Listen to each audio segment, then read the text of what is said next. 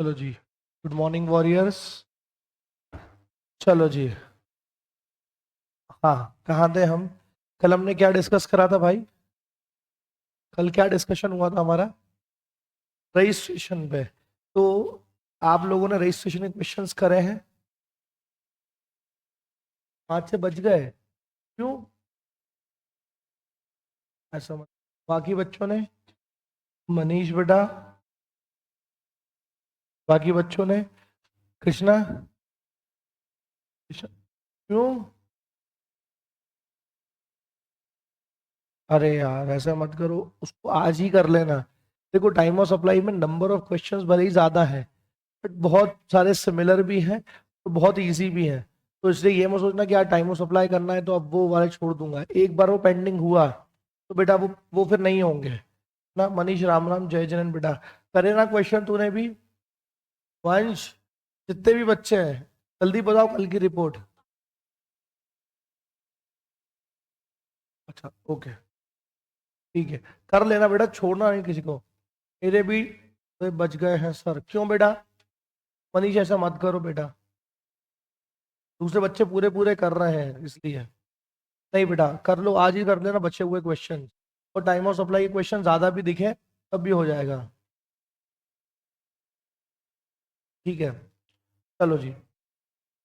आते हैं हम किस पे, हमारे किस टॉपिक पे? का नाम है टाइम ऑफ सप्लाई। कहने को इजी है लेकिन इसके भी अच्छे क्वेश्चंस आते हैं। आप इसकी शीट देखेंगे तो आपको क्लियर हो जाएगा। ठीक है, चलो पहले तो मैं आपको शीट इसकी सेंड कर देता हूँ, क्वेश्चंस वाली। इसकी कर दी थी, टाइम ऑफ सप्लाई की। अब वापस डाल देते हैं बेटा, तो बच्चों ने नहीं करा होगा इसलिए। चलो जी, मैं 1 मिनट भेज देता हूँ, बाकी बच्चे भी सब आ जाएंगे। राम राम गुरु, आपके छठ। ठीक है, ठीक है बेटा। सर गुड मॉर्निंग, मैं भी कर लूंगा। ठीक है बेटा, मैं आपको भेज देता हूँ पहले।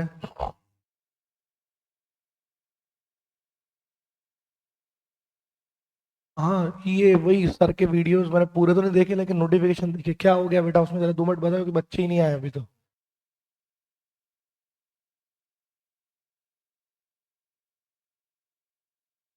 हाँ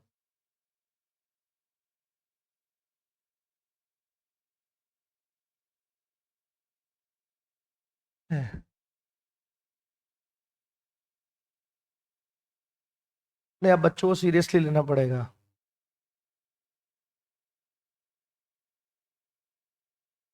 अच्छा। हाँ। अरे बाप रे। नहीं ठीक है बेटा, थोड़ा सा टफ तो होना ही चाहिए।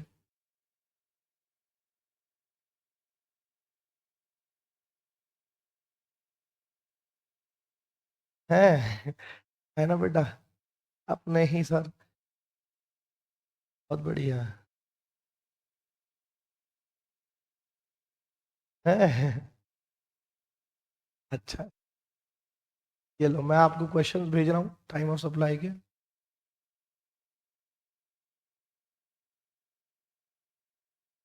ये रहे आपको टाइम ऑफ सप्लाई के क्वेश्चन। नंबर ऑफ क्वेश्चन ज्यादा दिखेंगे बेटा। आस्था बेटा, good morning. Number of questions आपको ज्यादा दिखेंगे, बट बेटा बहुत इजी और छोटे भी हैं, कुछ कठिन वाले हैं, वो आज हम क्लास में कर लेंगे। ठीक है ना? और ये आज आवाज थोड़ी सी फिर से चल रही है। चलिए। आ जाओ।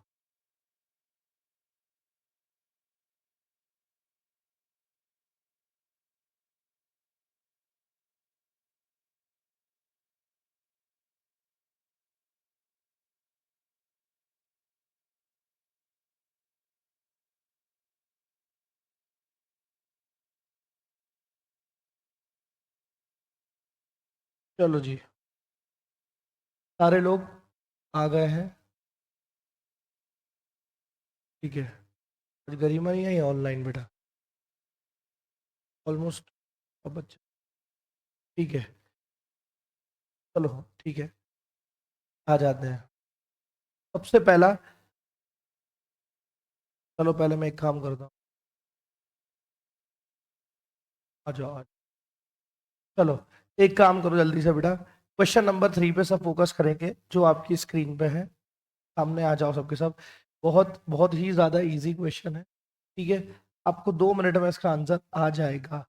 एक काम बस भी हाँ।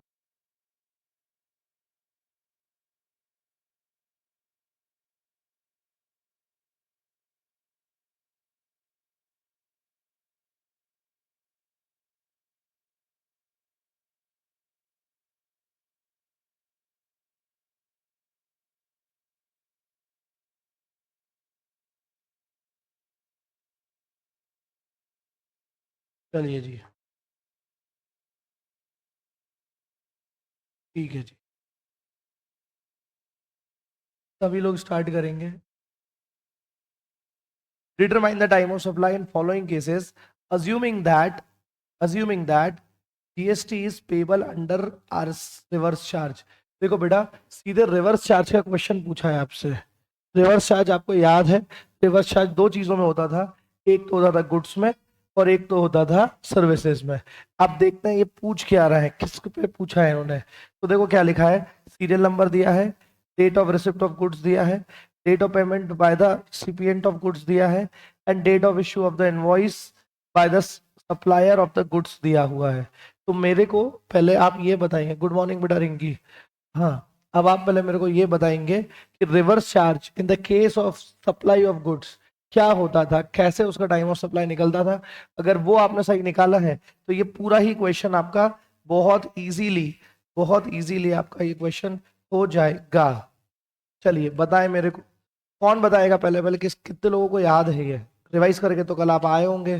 ठीक है, चलो बढ़िया, एक एक करके मेरे को बताओ कि भाई reverse charge mechanism in case of goods क्या माना जाता है। चलिए भाई बोलिए सारे लोग, सारे। हाँ, कहाँ से 30 डेज? Very good. मतलब सर जो आपने बोला date of issue of invoice by supplier से, ये date of payment by the recipient of the goods, date of receipt of goods, इसमें से कौन से काम के और कौन से नहीं है, कोई बता पाएगा? इन तीनों कॉलम में से पहले तो ये बताओ कौन कौन से कॉलम काम के हैं और कौन से नहीं है। पेमेंट वाला नहीं है, डेट ऑफ पेमेंट वाला नहीं है, सोच लो। डेट ऑफ, चलो थर्ड वाला कॉलम काम का नहीं है, date of issue of the invoice, मतलब उससे 30 डेज गिनने के काम आएगा। बट क्या डेट ऑफ इनवॉइस हमको देखना पड़ेगा? नहीं, मतलब काम का तो है बट उसमें 30 डेज निकालना पड़ेंगे। डेट ऑफ, देखिए आरसीएम होता है, इन सप्लाई ऑफ गुड्स होता क्या है, वो होता है sir date of receipt of goods, जिस दिन आपको गुड्स मिल गए या जिस दिन आपको पेमेंट मिल गया है रिसिपिएंट से, या 30 days from the date of invoice. ये देखो ये याद था कि नहीं था? अरे ये अपने नोट्स में भी लिखा था बेटा यार, ये देखो कहाँ है हमारा नोट्स, ये देखो, ये तो फॉरवर्ड चार्ज था। और ये time of supply in case of reverse charge mechanism, ये क्या था, time of supply of the goods will be receipt of goods, date of payment of books of accounts या रिसिपिएंट, या जिस दिन बैंक से डेबिट हो गया विच एवर इज अर्लियर, या the date immediately following the 30 days from the date of invoice, मतलब 31st day वहां से। क्लियर है? ये याद है कि नहीं है बेटा? पढ़ के आए हो ना सब? तो पढ़ के आए हो कि नहीं आए हो, है ना? तो देखो कितना आसान है ये। हमको तीन कॉलम, देखो टाइम ऑफ सप्लाई क्या आएगा, इन तीन कॉलम का, इन तीन कॉलम का विच एवर इज अर्लियर, यानी कि ये 1 यानी date of receipt, date of payment direct देकर रखा है। ऐसे डेट ऑफ पेमेंट क्या होता है, आपकी बुक्स में एंट्री या आप बैंक में डेबिट हो गया है कब सामने वाले के, विच एवर इज अर्लियर, ये हमें सिर्फ 30 डेज निकालने काम आएगी डेट ऑफ इनवॉइस। और ये है date immediately following the 30 days, यानी कि 31वां जो दिन होता है, 31st डे जो होता है, ठीक है, वो है ये। तो इन सब का 1, 2 और 3, इन सब में से जो भी पहला होगा वो हमारा टाइम ऑफ सप्लाई होगा। ये आपको पता है? क्लियर है? तो देखो कितना आसान हो गया अब आपके लिए। आपको पहले तो है ना, जितने भी इनवॉइसेस हैं उनके 31st डे निकालने हैं। क्या बोले, जितने भी इनवॉइसेस हैं आपको उसके 31st डे निकालना है। तो 29 जून से 31st डे होता है 30 जुलाई। 29 जून से 30 जुलाई, 1 जून का 2 जुलाई, 29 जून का 30 जुलाई और 29 जून का 30 जुलाई। यहाँ पहले आपने अपना कॉलम क्रिएट कर लिया। देखो उन्होंने कितना बढ़िया प्रेजेंट करा है। यहाँ डेट ऑफ रिसिप्ट लिखो, यहाँ डेट ऑफ पेमेंट लिखो, या इनवॉइस जो उन्होंने दिया था, फिर यहाँ से 30 डेज वाला कॉलम लिखो और फिर यहाँ लिख दो आप time of supply earlier of the 1 to 4। इसलिए ये मार्किंग लिखना हमको काफी जरूरी है। बेटा देखो यहाँ पे अब अर्लियर ऑफ इतना सारा वापस थोड़ी ना लिखते हैं, तो आपने क्या कर दिया, कॉलम नंबर दे दिया है।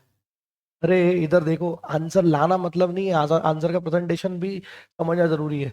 यहाँ अर्लियर ऑफ क्या वापस सारा लिखते क्या एवरीवन? क्या सारा वापस लिखते क्या?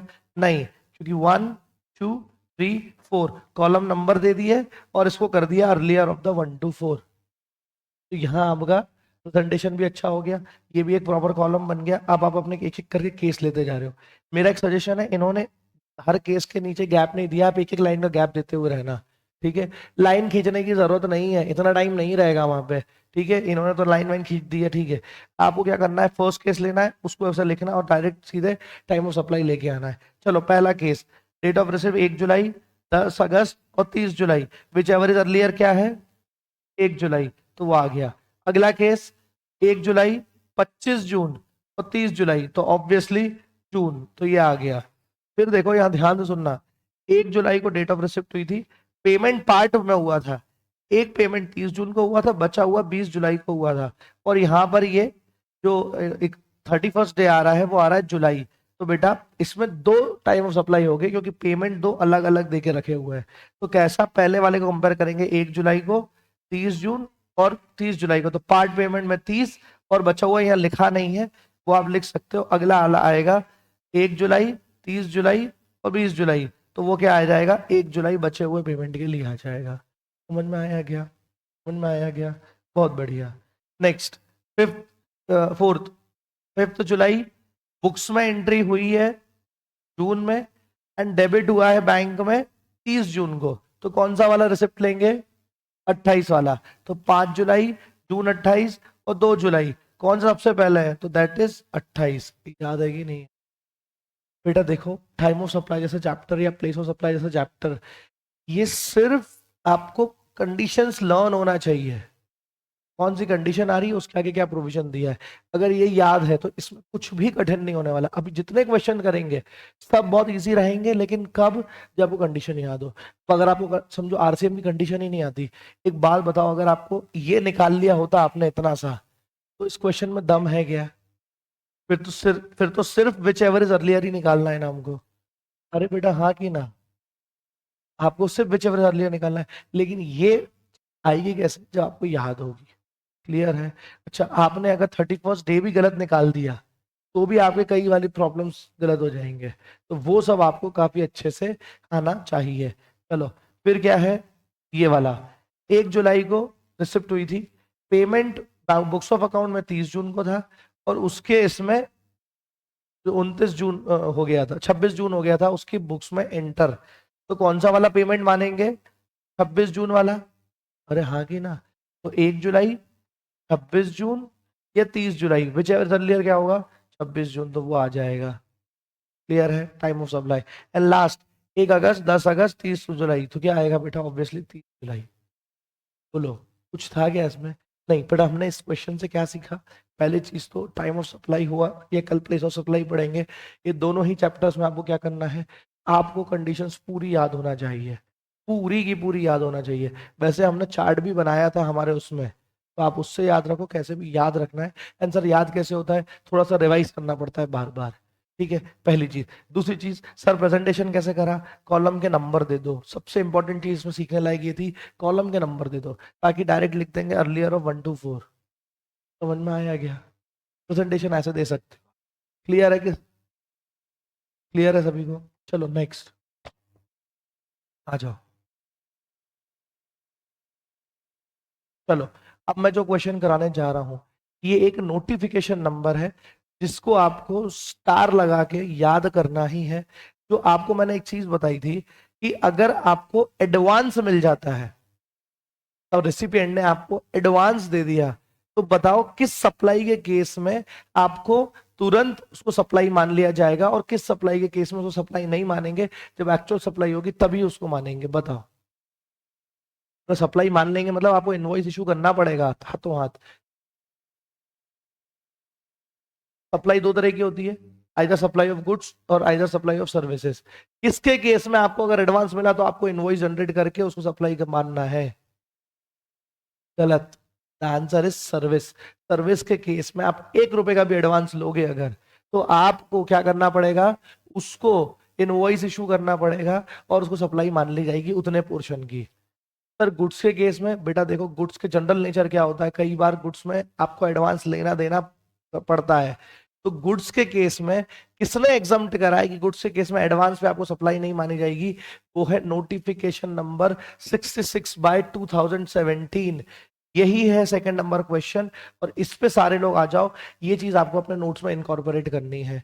The new thing in the town, क्या है नई चीज जो पहले ज्यादा फोकस नहीं हुई थी, वो है आपका, देखो क्वेश्चन पढ़ो पहले, क्या बोल रहा है क्वेश्चन। क्वेश्चन बोल रहा है, सारे लोग यहाँ ध्यान देना बेटा, जितने भी ऑनलाइन वाले हैं सब लोग यहाँ ध्यान दो।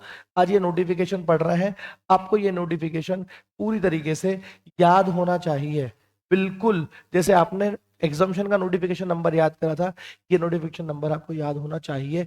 आगे 3 4 5 क्वेश्चन में इसका रेफरेंस आएगा आपको, ठीक है। आ जाओ, पहला, GST is payable on advance received for supply of goods and services taxable under forward charge. ये क्या बोल रहा है? GST is payable on advance received for supply of goods and services taxable under forward charge. ये बोल रहे हैं अगर फॉरवर्ड चार्ज आपकी सप्लाई पे लगता है और अगर आप क्या करते हो, एडवांस ले लेते हो, किस केस में, गुड्स के केस में, सर्विस केस में, बोले दोनों ही केस में आपको क्या लग जाएगा, जीएसटी लग जाएगा। तो बेटा एग्रीमेंट से आप अग्री करते हो तो लीगल प्रोविजन बताओ, ये बहुत इंपॉर्टेंट है हमारे लिए। चलो आंसर देखो ये क्या बोल रहा है, the statement is not correct. पहली बात तो पूरा ये करेक्ट है। अब मेरी बात ध्यान से सुनना, while GST is payable on advance received for supply of service, क्या बोला, for supply of service taxable under forward charge, the same is not payable in case of advance received for supply of goods taxable under forward charge except the specified actionable claims। actionable claims को छोड़कर goods के case में आपको जो advance मिलता है उस पे आपको जीएसटी हाथों हाथ पे नहीं करना। जब आप इसके अगेंस्ट, इस एडवांस के अगेंस्ट जब सप्लाई दोगे तब आपको करना है। लेकिन सर्विस के केस में अगर आपको पहले एडवांस मिल गया है तो बेटा आपको जीएसटी पे करना पड़ेगा हाथों हाथ, ठीक है। तो देखो क्या बोल रहा है फिर से, एज पर the section 13 the time of supply of the services taxable under forward charge is। Service के केस में क्या होता है टाइम ऑफ सप्लाई, कोई बताएगा मेरे को? सर्विस के केस में, फॉरवर्ड चार्ज के केस में, वेरी गुड, हाँ, तो whichever is earlier, very good, हाँ, वेरी गुड, यही होता है, यही सेम इन्होंने लिखा है। डेट ऑफ इनवॉइस और date of receipt of payment whichever is earlier is the same is issued within the 30 days। और बोल रहे date of provision of service और date of receipt of payment whichever is earlier if the invoice is not issued with in 30 days। इस supply की, service की बात कर रहा है। तो देखो क्या बोल रहे हैं, thus in case of service if the supplier receives any payment before the provision of service or before the issuance of invoice, the time of supply get fixed at the point of time the liability to pay on such payment arises। however the tax can be paid by the due date prescribed with reference to such time of supply। एक चीज ध्यान रखना, जब आप time of supply forward charge में goods में देखोगे ना, तो पहले नोट्स में लिखा हुआ है, आप कंपेयर करोगे डेट ऑफ इनवॉइस को डेट ऑफ पेमेंट से।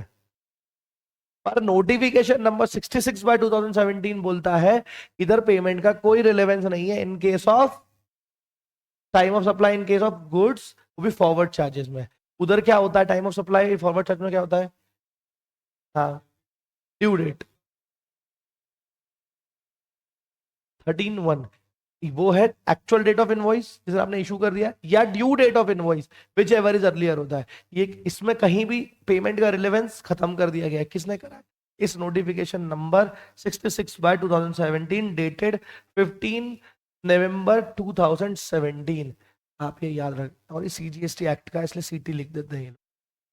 समझ में आ रहा है क्या? तो देखो अब आगे क्या लिख रहा है, as regards time of supply of goods taxable under forward charge is concern.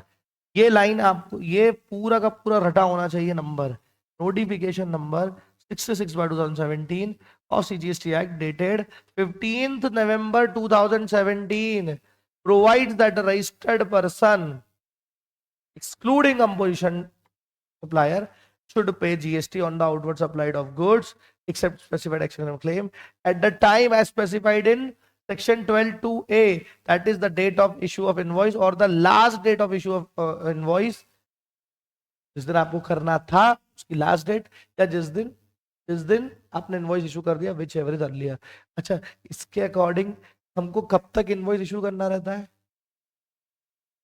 तो कंडीशन थी उसमें, जब गुड्स में मूवमेंट है तो eight the time of removal, और अगर गुड्स में मूवमेंट नहीं है तो जब आप डिलीवरी के लिए अवेलेबल कर रहे हो वो दिन, वो लास्ट डे होता है, वो टाइम होता है, आपको करना ही है। उसके पहले इशू कर दिया तो विच एवर अर्लियर से वो हो जाए। बोलो बेटा, अरे ऑनलाइन वाले बच्चे क्लियर है कि नहीं है? क्लियर है? चलो जी, तो ये वाली चीज ये आपको पूरा याद होना चाहिए। समझ में आया क्या? यही नोटिफिकेशन के कारण डेट ऑफ पेमेंट का रिलेवेंस खत्म हो जाता है सप्लाई ऑफ गुड्स के केस में। इसीलिए एडवांस अगर मिलता है आपको सप्लाई के केस में, गुड्स के केस में, तो उसका कोई रिलेवेंस नहीं। इसके कारण, इसके कारण please please incorporate this thing in your notes. You want to click the photo, आप क्लिक कर सकते हैं, ताकि आज के आज ही आप डाल दो।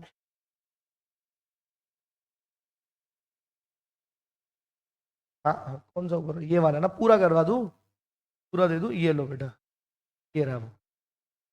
हाँ मैं बिल्कुल, अरे तेरा हुक्म सर आंखों पर ही है।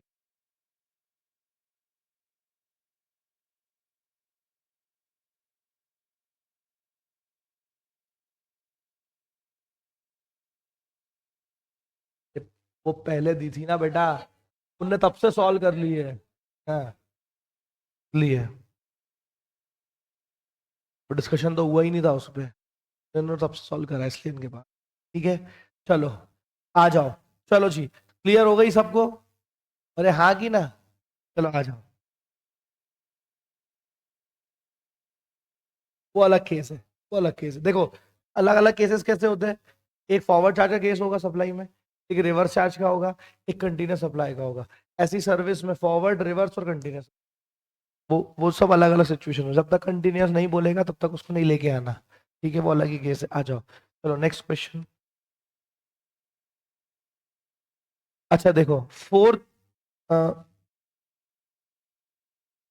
नंबर क्वेश्चन सर्विस के लिए है, सर्विस का क्वेश्चन है, वो भी आरसीएम वाला, आरसीएम वाला। तो क्या आप लोग को सर्विस केस में आरसीएम याद है कि नहीं है? हाँ, जल्दी जल्दी से बता देना। ऑनलाइन वाले बच्चों, याद है कि नहीं है आपको सर्विस का केस? अच्छा, सबसे पहले date of payment by the recipient. हाँ,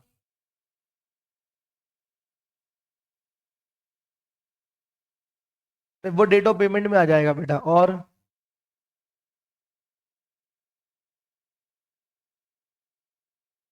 61st डे। देखो इसको देखो ताकि तुम्हें याद रहे कि हमारे नोट्स में कहाँ थी वो चीज। ये देखो, एक मिनट, एक मिनट,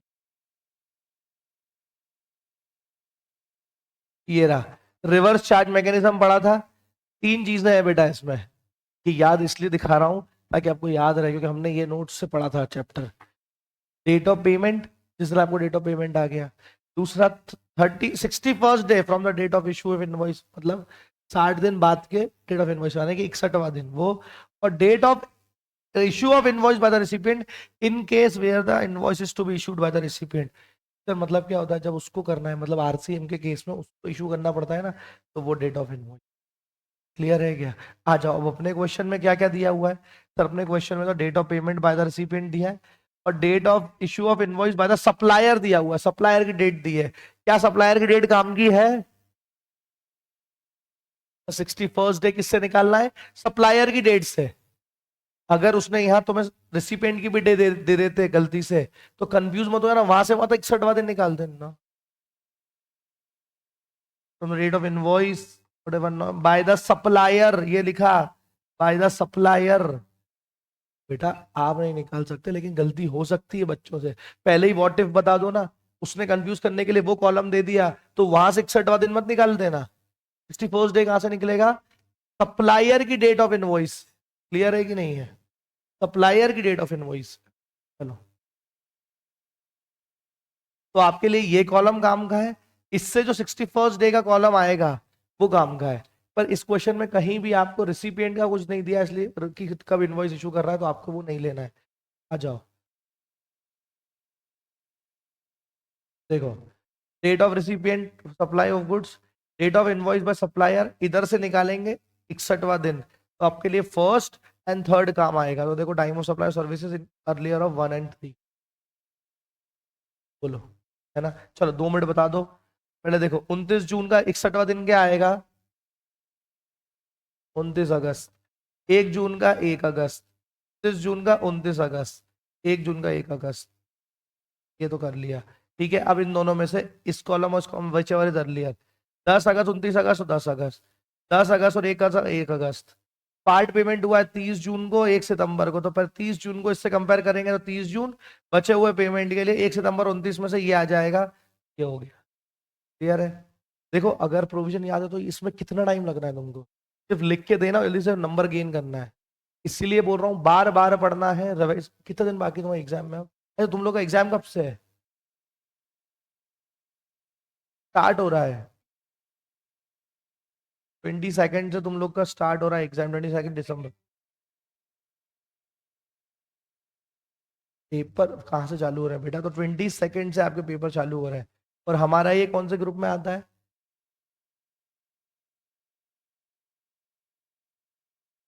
28 को टैक्स है। लास्ट 28 को। अच्छा, आपके इसमें भी वही एक दिन फर्स्ट ग्रुप का, फिर सेकंड ग्रुप का लगातार रहता है? ये वालों में छुट्टी रहती है। Do you know the reason? सोचो। कल सीएमए वालों से पूछा था, उनकी 10 तारीख से एग्जाम है, 10 दिसंबर से है ना? उनके भी लगातार पेपर होते हैं। जो बच्चा बोथ ग्रुप देता है उसकी हालत कितनी खराब होती है। पर उसके पीछे सोचो जरा, थोड़ा सा गहराई में सोचना, थोड़ी बढ़िया बुद्धि लगाना, समझ। में और सीएस में बोथ ग्रुप के पेपर लगातार होते हैं। आज आज ग्रुप 1, कल ग्रुप 2, ग्रुप 1 फिर ग्रुप 2 चलता है। सीए में कैसे होता है मालूम है? 4 सब्जेक्ट है एक ग्रुप में, दूसरे ग्रुप में 4 सब्जेक्ट है। सबके बीच में एक एक दिन का गैप होता है। सबके बीच में एक एक दिन का। तो पहले फर्स्ट ग्रुप के पेपर होते हैं, एक दिन छोड़ के एक दिन, छोड़ के एक दिन। फिर जैसे ही खत्म होते हैं, एक दिन की छुट्टी, फिर सेकंड ग्रुप के पेपर चालू होते हैं। तो what's the reason behind it? थोड़ा सा सोच के मेरे को ऑफ कैमरा बता दो।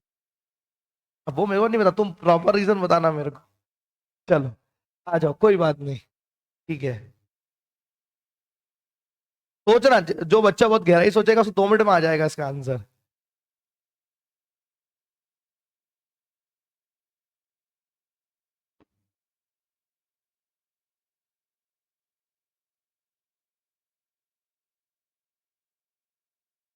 आ जाओ, अब हम क्वेश्चन नंबर करेंगे।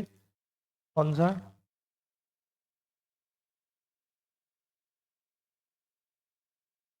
वो तो सूखा सूखा लग रहा है बेटा, इसलिए। आ जाओ, नेक्स्ट क्वेश्चन कर सकते हैं। नंबर 7, काफी अच्छा।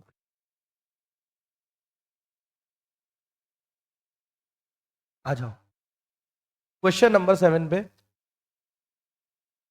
मिल गया आंसर, अभी बताना थोड़ी देर। सबको आ गया आंसर उसका? क्वेश्चन का जवाब मिल गया? सोचा? क्या है?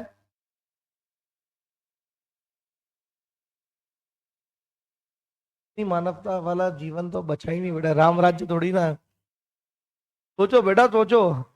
थोड़ी ह्यूमैनिटी के आगे सोचो। सोचो। सोचना, किसी को पता है ऑनलाइन वालों को? ओ यार, ये सब है ना यहाँ।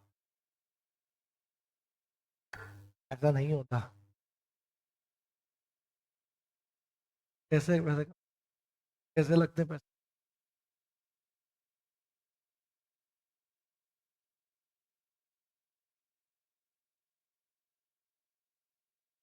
होता है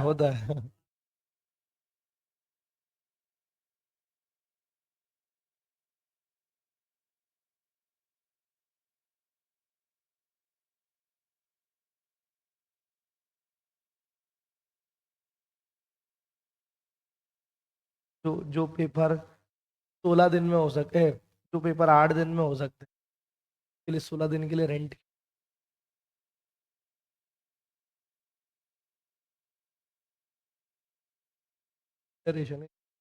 रेंट बहुत ज्यादा लगता है। 8 दिन में पेपर हो रहे हैं तो 8 दिन का किराया देना है। 16 दिन में हो रहे हैं तो ऐसा थोड़ी ना है कि आज छुट्टी है तो आज आप स्कूल लगा लो। पूरे ये जो जाता है ना प्रेमाइसेस,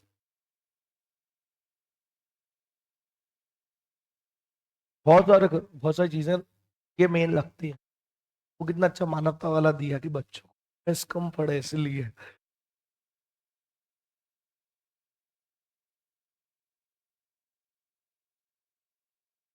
तो आ जाओ, अब जा सारा सारा ध्यान क्वेश्चन नंबर 7 में। ऑनलाइन वाले मेरे साथ रहना। आ जाओ। इन्वेस्टिगेशन शो दैट, ए प्लीज इधर इधर एक टी इधर। Investigation shows that 150 carton of ceramic capacitor were dispatched on August 2। ये क्वेश्चन आप करोगे। But no invoice was raised and the transaction, यानी कि dispatch of carton, were not entered in the account. There was no evidence of the receipt of payment. What is the time of supply of 150 carton for the purpose of payment of tax? जल्दी से आप इसके ऊपर मुझे बताएंगे कि होता क्या है, इसका टाइम ऑफ सप्लाई क्या होगा। बहुत इजी है ये। Question number 7। नहीं, आप नहीं।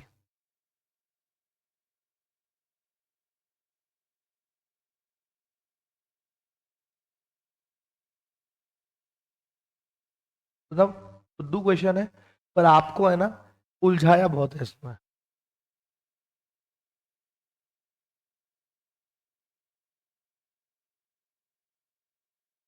नहीं नहीं नहीं, पहले तो देखो, जब भी टाइम ऑफ सप्लाई का क्वेश्चन आए, स्टेप नंबर 1, फाइंड आउट की गुड्स की सप्लाई हो रही है कि सर्विस की। कि प्रोविजन अलग अलग हो जाएंगे। गुड्स की हो रही है तो दिमाग लगाना पड़ेगा, आरसीएम तो नहीं है, एनसीएम है कि नहीं, मतलब फॉरवर्ड चार्ज है कि नहीं है, वो पता करो। कंटिन्यूस होगा तो वो तो अलग ही दिख जाएगा, कंटिन्यूस वर्ड आएगा। अब अब पता करो कि ये नॉर्मल चार्ज वाला है कि रिवर्स चार्ज वाला है। फिर नॉर्मल चार्ज वाला तो उसी कंडीशन ढूंढो, फिर उस कंडीशन में तुम ये देखो कितना डिटेल तुमको दिया हुआ है, क्या आ रहा है कि नहीं आ रहा आंसर। बस ये है स्टेप टीओएस के क्वेश्चंस को सॉल्व करने की। अपना फायदा करने से चक्कर में student हो जाए। बस इतना सच नहीं बोलना था बेटा मनीष। हम्म, यू शुड हेजिटेट। चलो चलो जल्दी बताओ यार बेटा।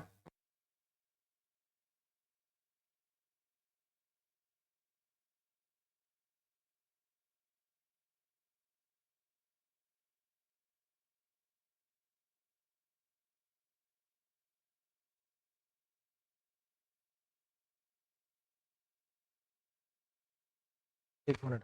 हाँ, क्या बोल रहे हो आप बेटा? अब बोलो, अब बोलो। 2 अगस्त, सबका आंसर 2 अगस्त है। अब आंसर है right, but what's the reason behind it? Last date of invoice issue मानते हैं। सिंपल सी सेक्शन 12 बोलता है supply of goods in case of forward charge, time of supply होता है date of issue an invoice या last date of issue an invoice whichever is earlier. तो बेटा हम क्या मानेंगे, जब गुड्स में मूवमेंट होता है, जब गुड्स में मूवमेंट होता है तो गुड्स की लास्ट डेट क्या होती है इनवॉइस इशू करने की? वो होती है रिमूवल के टाइम पे। तो रिमूव कब हो रहा है? 2 अगस्त को, तो हम ये मान लेंगे कि 2 अगस्त को ही डेट ऑफ इनवॉइस है। इसलिए क्या आ जाएगा इसका आंसर? 2 अगस्त, क्योंकि बाकी कोई डिटेल देके नहीं रखी है आपको। दी है क्या? आ जाओ। बट सर अब इसको प्रेजेंट कैसे करेंगे, ये बड़े टिपिकल टास्क है। देखो आओ, सबसे पहले क्या बोला, वही आ गया notification. as per notification number 66/2017 dated 15/7/11। देखो बेटा, गिनी चुनी 5-10 डेट ही है अभी तक के जो मैंने आपको बोली है, बिल्कुल रट्टी होना चाहिए। तो वो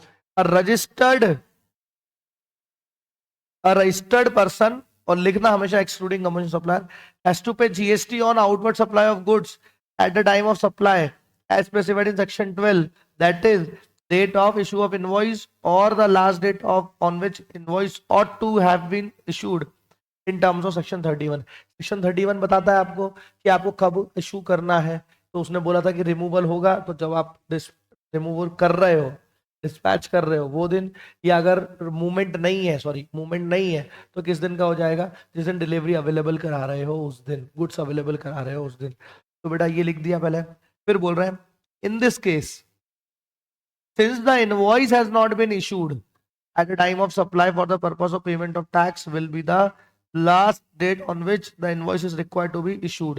The invoice for supply must be issued on or before the dispatch, that is 2 August, that is the time of supply will be August 2। आपका जो आंसर है 2 August is right। बोलो, any doubt? ऑनलाइन, ऑनलाइन वाले सारे clear है? Clear है? चलो अब कुछ अच्छा वाला क्वेश्चन पे आते हैं। हाँ, ये तो आपको याद हो गई क्योंकि आप पढ़ के आए हो, तो ये तो आपको याद हो गई। क्वेश्चन नंबर 9 पे आ जाओ। चलो जी, एक बार सब मेरे साथ पढ़ेंगे क्वेश्चन नंबर 9। मील कूपन्स, मील कूपन से दिमाग में घंटी बजना चाहिए सर। और सुनो, जैसे मील ऑफ कूपन और इधर लिख दिया date of supply of coupon, यानी कि टाइम ऑफ सप्लाई का क्वेश्चन है, और कूपन बोला है मतलब वाउचर्स के बारे में पूछा है। ओ किटी पार्टी आया, क्या बोला सर? मील कूपन से ही मैं समझ गया, ऑल्दो मुझे यहाँ पता है कि टाइम ऑफ सप्लाई के क्वेश्चन चल रहे हैं, बट अगर मैं धीरे से लास्ट लाइन देख लेता तो टाइम ऑफ सप्लाई है, यहाँ बात कर रहे टाइम ऑफ सप्लाई का क्वेश्चन है।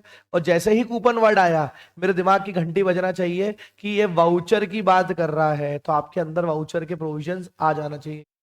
दिस इज द वे कि आपको समझ में आना चाहिए कि ओहो ऐसे करना है, क्योंकि बेटा हाँ आपका ब्रेन बहुत फास्ट चाहिए, बहुत फास्ट वर्क होना चाहिए। और आई होप सो, अभी तो आप क्लास में हो तो आप 2 से 5 एक्टिव ही होगे। 2 से 5 प्लीज, सोना नहीं है, लेटना नहीं है, सिर्फ टेबल कुर्सी पानी बस, और घड़ी आपके सामने होना चाहिए।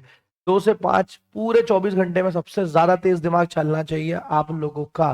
अभी से अपनी बायोलॉजिकल क्लॉक को पूरा रिवाइज कर दो। 2 से 5 सोना ही नहीं है, 2 से 5 आपका जो पेपर का टाइम है, आपको उस टाइम हाईली एक्टिव रहना है। तो जैसे आप एग्जाम में, मैं तो सजेस्ट भी नहीं करूंगा एक बार भी वॉशरूम जाएंगे आप, पहले से ही मत पियो पानी, और जब रूम में घुस रहे उसके पहले आप फ्री होके आओ वहां से भी। 2 से 5 आपको हिलना नहीं है, रोज बैठने की आदत डालो 2 से 5 की। क्लियर है? कुछ लोग बिस्तर पे पढ़ते हैं, गलत कर रहे हैं। टेबल चेयर पे बैठो, 2 से 5 मैं नहीं हिलूंगा, रूम्स बंद हो जाना चाहिए, घर पे बोल देना घर वालों को डिस्टर्ब नहीं करने का 2 से 5, तब जाके आपकी बॉडी फिट होगी वो 2 से 5 बैठने के लिए। क्लियर है कि नहीं है? ये चीजें भले ही आपको इररिलेवेंट लगती हो कि सर इससे क्या ही फर्क पड़ता है, फर्क पड़ता है। आपको आदत ही नहीं है 2 घंटे 3 घंटे लगातार बैठने की, और एग्जाम में बैठना पड़ता है। Please, right? 2 से 5 प्रैक्टिकल करो। मैं तो कहता हूँ प्रैक्टिकल सब्जेक्ट उठाना, ताकि तुमको दोपहर में घर में नींद ना आए। एग्जाम में तो नींद आने से रही, एग्जामिनर नींद उड़ा ही देगा तुम्हारी, लेकिन लेकिन एक 2 से 5 में आप प्रैक्टिकल सब्जेक्ट करो, या वो सब्जेक्ट करो इसमें आपको इंटरेस्ट आता है। हाईली एक्टिव रहो, ब्रेन को मालूम होना चाहिए ये 24 घंटे में से ये 3 घंटे सबसे खतरनाक होते हैं मेरे लिए। बंदा जल्दी में भी होता है, stress management time management test करता है। 2 से 5 आदत डाल लो, कसम खा लो, नहीं सोओगे। क्लियर है?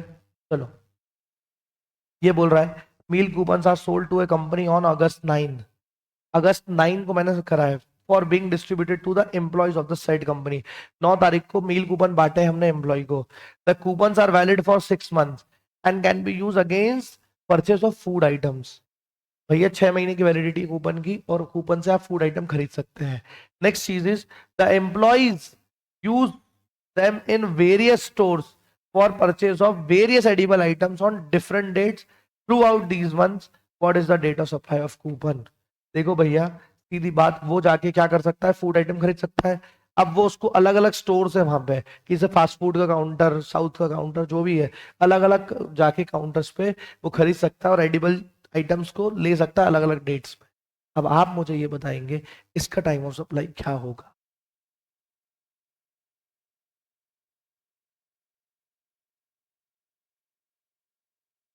कहने का मतलब है वाउचर अगर आपको पता है कि इसमें आइडेंटिफाइबल है आपकी क्या सप्लाई होने जा रही है। जैसे फॉर एग्जांपल मैंने बांटा है कपड़ों का वाउचर और मैंने बोल दिया है कि आपको इसी दुकान पे जाके इसी रेंज के ये कपड़े खरीदना है। पहले से ही मेरे को पता है कि क्या आप जाएगा, तो बेटा इशू करते टाइम ही मेरा क्या हो जाएगा, टाइम ऑफ सप्लाई। लेकिन अगर वो पूरे सुपरमार्केट का दे दिया, इधर पास 5,000 रुपए का डीमार्ट का वाउचर है, अब वो चाहे तो कपड़े खरीद सकता है, वो चाहे तो ग्रोसरी खरीद सकता है, वो चाहे तो फिनाइल खरीद सकता है, और वो चाहे तो नीला ड्रम खरीद सकता है। ठीक है, खरीद सकता है। ठीक है, तो क्या हो जाएगा बेटा, हमको पता ही नहीं है कि वो क्या खरीदने वाला है। तो ऐसे टाइम पे क्या होने वाला है, जब आपका वाउचर रिडीम होगा तब क्या हो जाएगा, वो टाइम ऑफ सप्लाई आ जाएगी। अब देखो उन्होंने कितने अच्छे से आंसर। आ जाओ, section 12 the CGST act 2017। Sir ये पूरा लिखना है कि शॉर्ट में लिखना है? छोटे नंबर का क्वेश्चन है, शॉर्ट में भी लिख सकते। बड़ा नंबर का क्वेश्चन है तो थोड़ा सा लाइन बढ़ाने के लिए पूरा सेंट्रल जीएसटी करके लिख सकते। Provides that in case of supply of vouchers bye the supplier, the time of supply shall be the date of issue of invoice if the supply is identifiable। देखो बेटा कुछ लाइन एज इट इज आना चाहिए, वो line है if supply is identifiable at that point or the date of redemption of voucher in all other cases।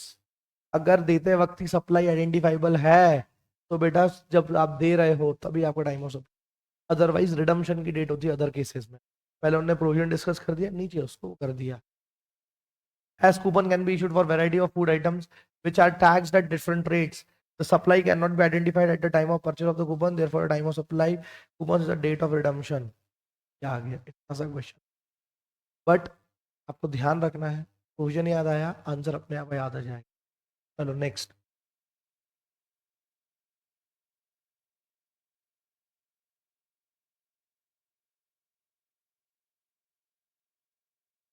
आ जाओ, question number 10 पे। अच्छा क्वेश्चन है, अच्छा क्वेश्चन है।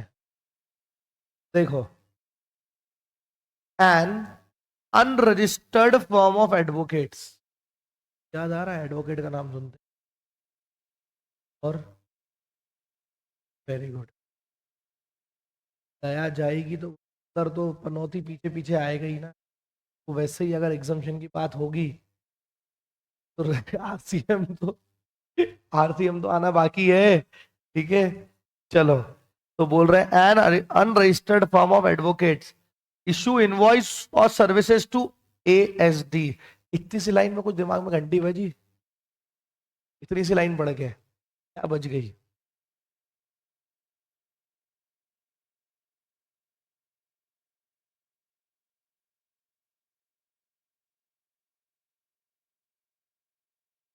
पर भरेगा कौन है, फॉरवर्ड चार्ज लगेगा रिवर्स चार्ज लगेगा? Reverse charge. एक लाइन से आपके देखो, यहाँ क्वेश्चन पढ़ते जा रहे हैं, दिमाग में आंसर आता जा रहा है, वो है तब मजा आएगा। पहले क्वेश्चन पढ़ रहे हैं फिर सोच रहे हैं, क्या आपकी तैयारी अच्छी नहीं, इतना टाइम नहीं होगा कि बैठ के पंखे ताड़ रहे हैं, समझ रहे हो? यहाँ लाइन पढ़ते जा रहे हैं, अंदर प्रोसेसिंग चलती जा रही है, क्या चीज हो रही है, क्या प्रोविजन लग रहा है, तो मजा है एग्जाम में। समझ में आया क्या? आ जाओ, an unregistered form of advocate issue invoice for service to ASD limited on 17 February. 17 फरवरी को उसने क्या करा है, इनवॉइस इशू करा है। The date of payment, the date of payment is contested on the ground that on account of negligence of the firm, the company's case was dismissed by the court for non-appearance, which necessitate further appearance for which the firm is billing the company। देखो, उन्होंने बोला कि हुआ ये, जो unauthorized form थी advocates की, इन्होंने नेग्लिजेंस दिखाई कि ये लोग अपीयर नहीं हुए, तो कोर्ट ने केस डिसमिस कर दिया है। फिर आगे की फर्दर अपीयरेंस के लिए फर्म ने, क्योंकि अब डिसमिस करा उसको वापस रिन्यू जो भी कराने के लिए आगे फर्दर काम के लिए अब उनको अपीयर होना पड़ रहा है फर्म को, तो वो उसकी बिलिंग चार्ज कर रही है।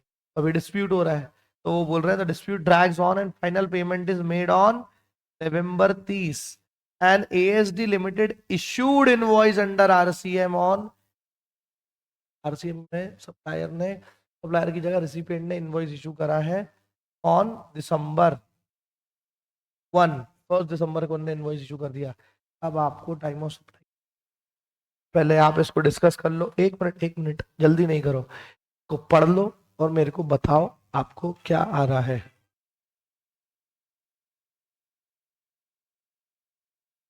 हाँ आगे आगे बेटा, सब लोग ट्राई करो बेटा, दूसरों के मत सुनो आंसर। ये ऑनलाइन वाले आज आंसर ही नहीं आ रहे।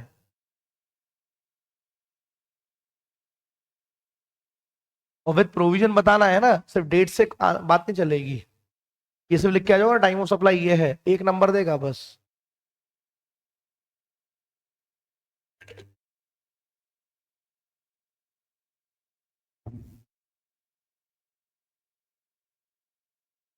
हम्म, बोलो बेटा क्या है।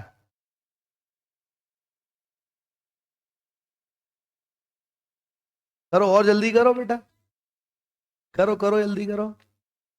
हाँ, अब बोल जल्दी, जल्दी बोलो, कौन बोलेगा यार, कौन बोलेगा आज का आंसर, बोल बेटा। हाँ।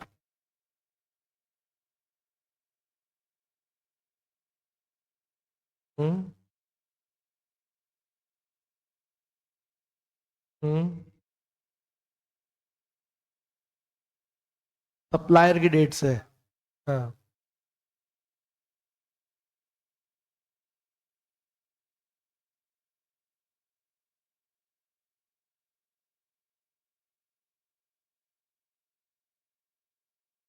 तो तुम्हारा कहना है 1 नवंबर, 1 दिसंबर, 1 दिसंबर ही हुआ ना इशू कर रहा है वो, और कोई, बोलो बोलो बेटा,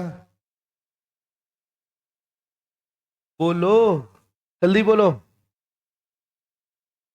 हाँ बेटा।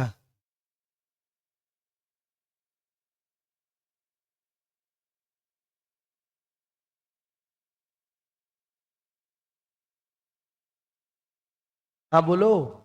अरे फरवरी 17 कहाँ से आ गया बेटा, याद करो पहली बात तो, अब देखो फिर तुम गलती कर रहे हो। पहले दिमाग लगाओ, गुड्स का केस है कि सर्विस का, सर्विस का। फॉरवर्ड चार्ज का है कि रिवर्स चार्ज का है, रिवर्स चार्ज का है। अब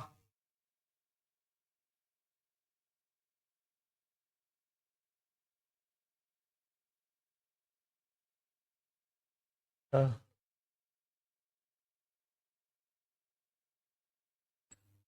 November 3 will be the, clear है, यही सेम टू सेम चीज लिखी हुई है उन्होंने आगे। The tax on service supply by the firm of advocate by way of legal services to any business entity is taxable, is payable under reverse charge by such entity. Under reverse charge, time of supply will be the earliest of the 2 days. तो वो date of payment और date of invoice by recipient, तो answer आएगा 3 नवंबर। Your answer is right. Clear है। RCM के भी देखो क्वेश्चंस कैसे आ रहे हैं। चलो नेक्स्ट आगे बढ़ते हैं, और अब अच्छा वाला क्वेश्चन। हाँ आ जाओ बेटा, क्वेश्चन नंबर 12 पे आ जाओ। बहुत बढ़िया क्वेश्चन है, और अच्छी बात बताऊं क्या है इसमें, ये क्वेश्चन भी टीओएस प्लस आरसीएम का प्योर मिक्स है, एकदम बढ़िया कॉकटेल वाला है। कॉकटेल मतलब, ठीक है। आ जाओ, आओ जल्दी आओ। Messrs Pran associate a partnership firm registered under GST. ओ, इधर mister Pran associate partnership firm है जो registered under GST, provided recovery agent services to Newton credits limited, NBFC and a registered supplier on 15 January, a registered supplier on 15 January 15, invoice for the same was issued on 7 February, and the payment, invoice की date 7 फरवरी है, confuse मत होना, and the payment was made on April 18 by Newton credits in the bank account of the company was debited on 20 April. Determine the following person liable to pay tax और pay time of सब। कौन बताएगा? कौन बताएगा? कि भाई simple सी चीज पूछ रहे हैं, रजिस्टर्ड पार्टनरशिप फर्म है, उसने रिकवरी एजेंट की सर्विसेज दी है। किसको दी है? ये दी है न्यूटन क्रेडिट्स लिमिटेड को, जो कि एक एनबीएफसी कंपनी है, वो भी रजिस्टर्ड है। और उसने इनवॉइस इशू करा है 7 फरवरी को, पेमेंट मिला है 18 अप्रैल को, और बेटा कंपनी के बुक्स में से अकाउंट डेबिट हुआ है 20 अप्रैल को। तो अब आप आंसर बताएंगे कि इसका आंसर क्या होगा? बोले बेटा, कौन बताएगा इसका answer?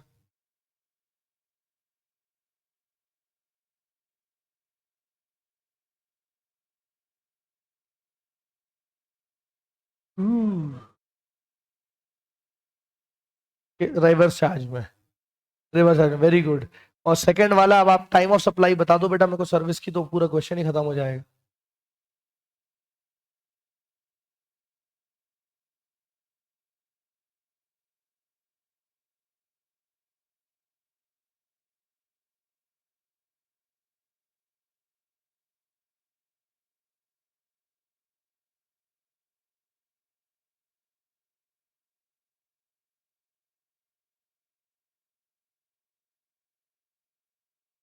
Student life is the best life.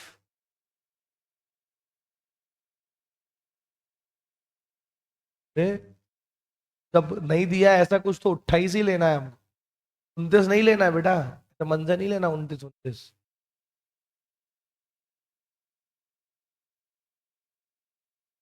तुम लोग तो कर चुके हो ना, फिर क्यों जप रहे हो माला?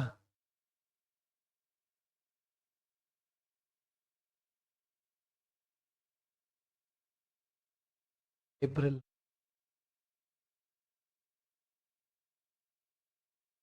तुम लोग है ना, इसको ऐसे कर लिया करो बेटा। कैसे करोगे उसको? जैसे समझो 15 फरवरी के बाद से निकालना है, तो 28 दिन माइनस 15, ये बचे।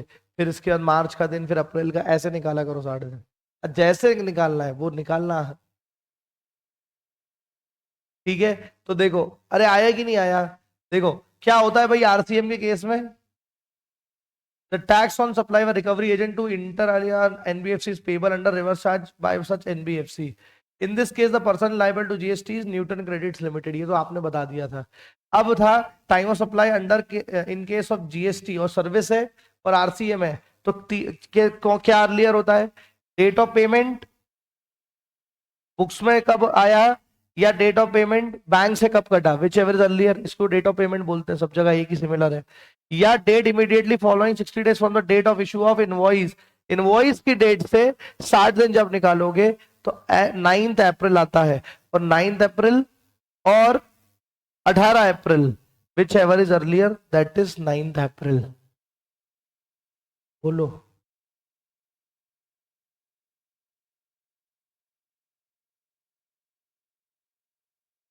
बोलो बेटा।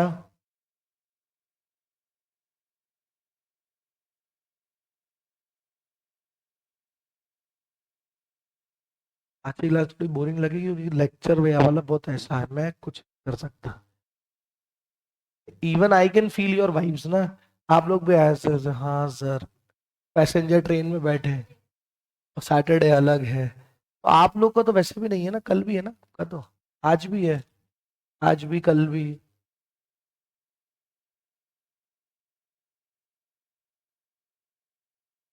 नहीं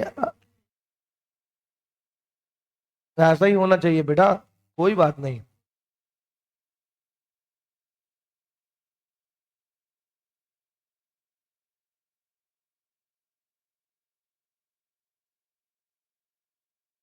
होता है बेटा, अभी अभी तो यार, अभी अभी आपके लिए इन सब चीजों के अलावा कुछ इंपॉर्टेंट नहीं है। ये करो, 5 मिनट का ब्रेक ले लो, बोर हो जाते हो, फिर करेंगे। 5 मिनट ब्रेक ले लो बेटा सारे लोग।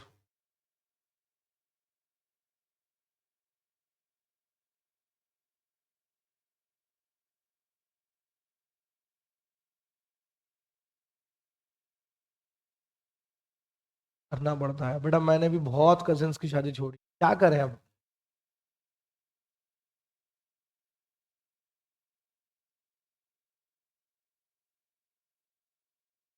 पर आरएसएस का।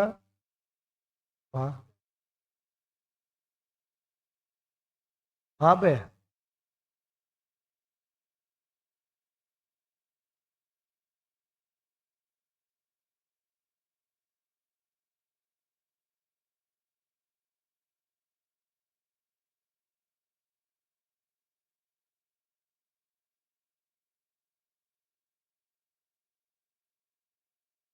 है ना बेटा, क्या है ना प्रोग्रेस।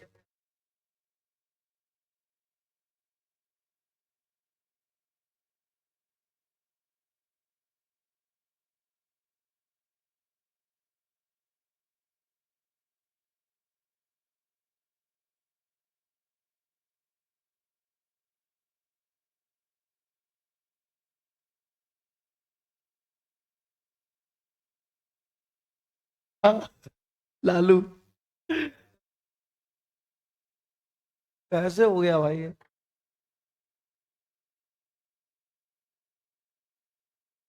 और अगर वो पल उधर चला गया तो इनका मेजोरिटी रहेगी फिर।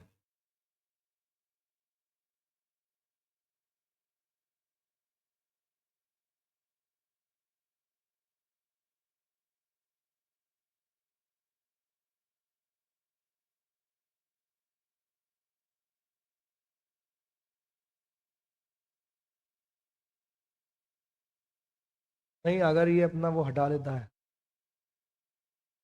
तो फिर इनकी क्या बनेगी, कैसे बन जाएगी सरकार, इतनी है सीट्स।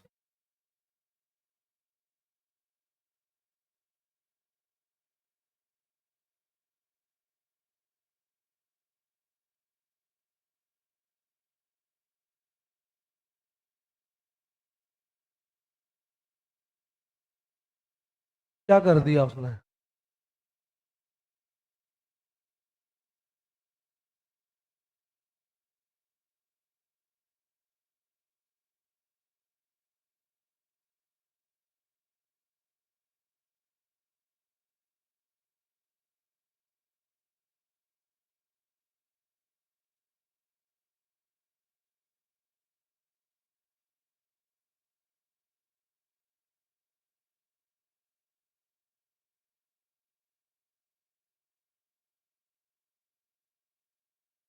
एक स्टूडेंट है, वो बिहार से उसका रिलेशन है, मम्मी पापा है वो लिटरली बोल रहा था कि सच में वहाँ की बहुत हालत खराब है, वहाँ बहुत डेवलपमेंट की जरूरत है।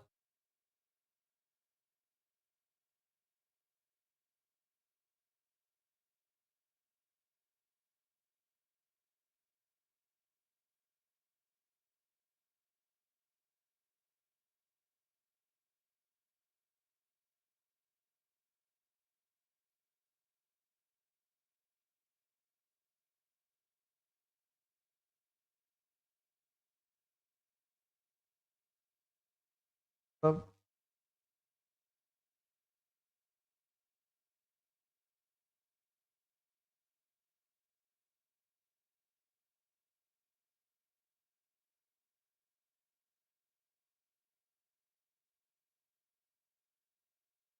देख रहे हैं 32 कार्स के अंदर वो था, तो 4 ही मिली अभी तक।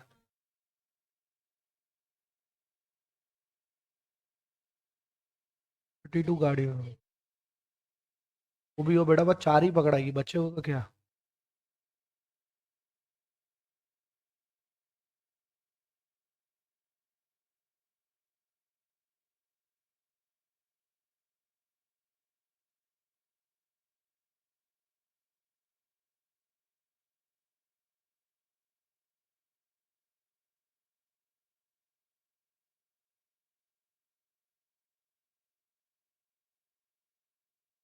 क्या होगा, मेरा देश कब आगे बढ़ेगा, आ जाओ।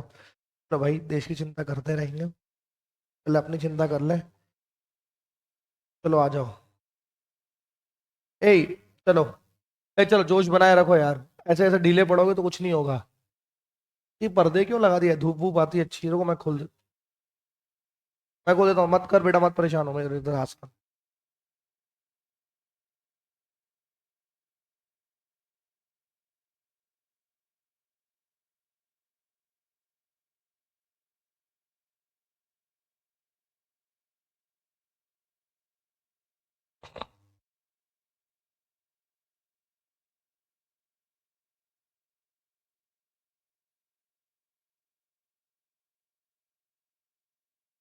कौन सी?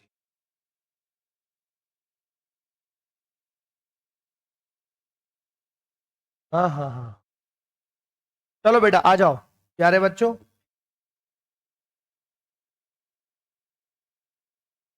आ जाओ बच्चों, बच्चों आ जाओ प्लीज। ऑनलाइन वाले बच्चे हो गया ब्रेक, आ जाओ बच्चों, चलो।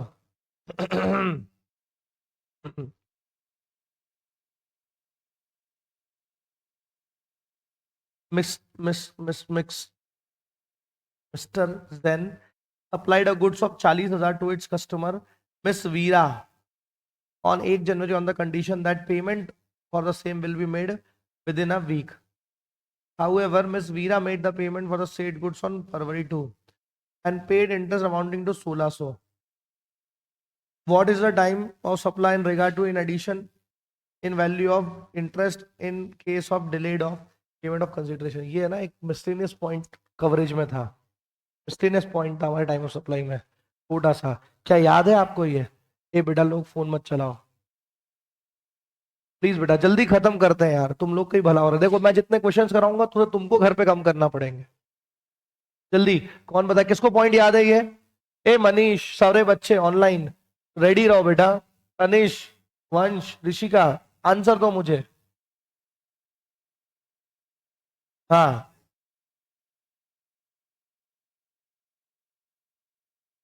नहीं बेटा नहीं, इंटरेस्ट की बात हो रही बेटा, ये इंटरेस्ट का क्या होगा?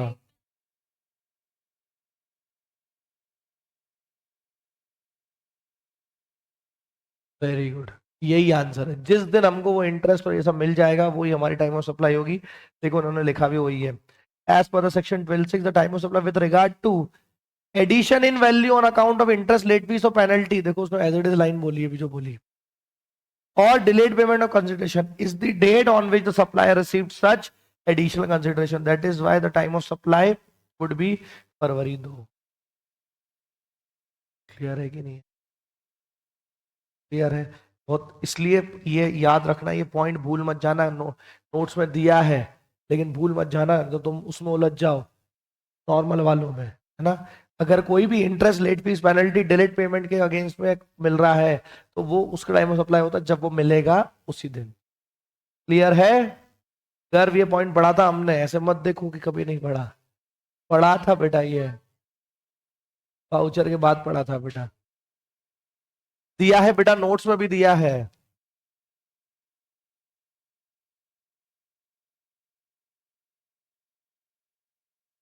ठीक है, चलो नेक्स्ट।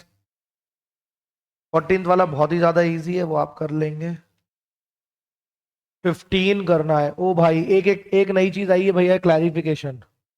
इधर आ जाओ बेटा, ये क्वेश्चन आप बहुत ध्यान से, ये बड़ा इंपॉर्टेंट है ये।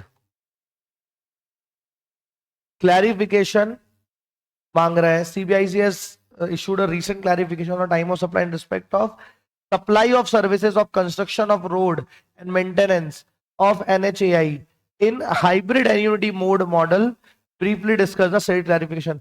बेटा ये नई चीज है, ये समझ लो, ये नया पॉइंट है पूरा।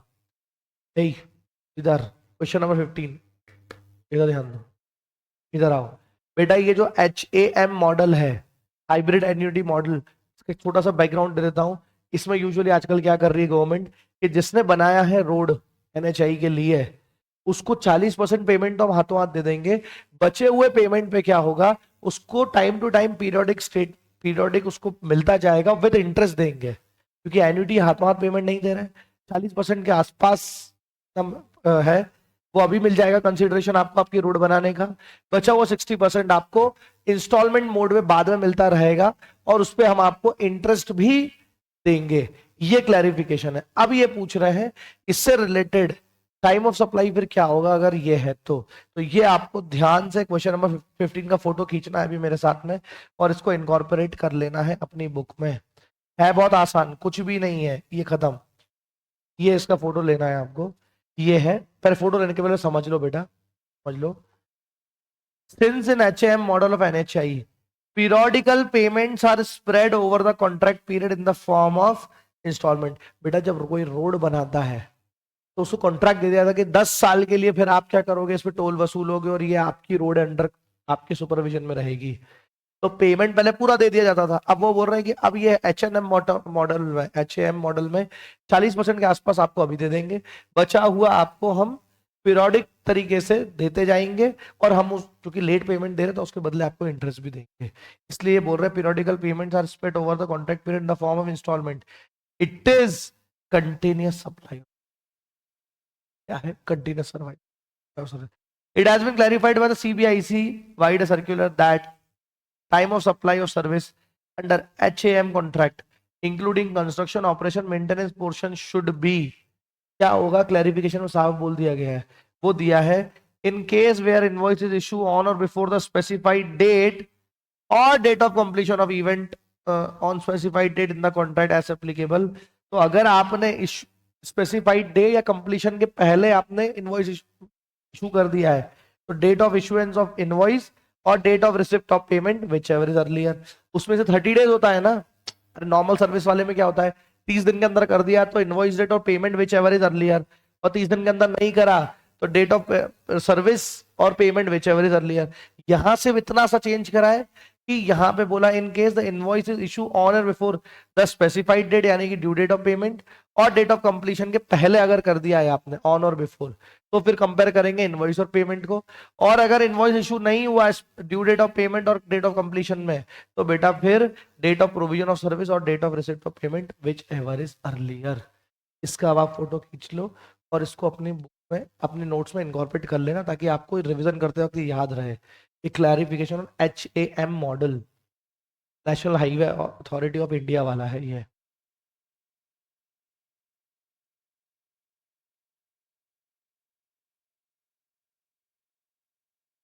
क्लियर है? डाल दिया? ठीक है, चलो नेक्स्ट क्वेश्चन। 16-17 तो वो है, अब आप आ जाओ।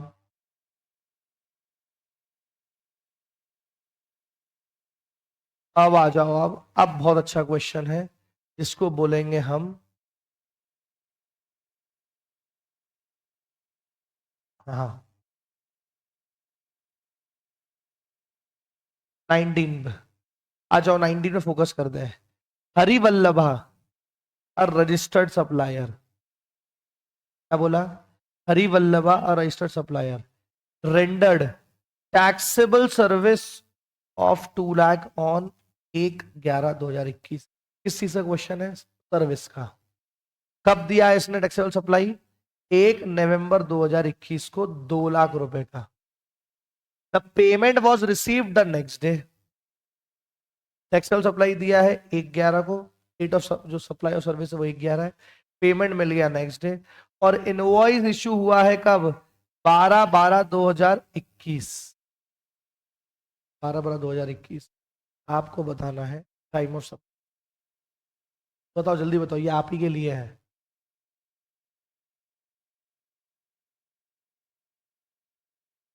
हो गया 1 नवंबर। और ऑनलाइन वाले आंसर दो, आंसर दो बच्चा, बहुत इजी इजी क्वेश्चन है।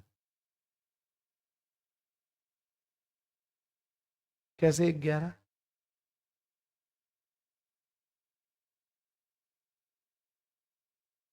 Very good.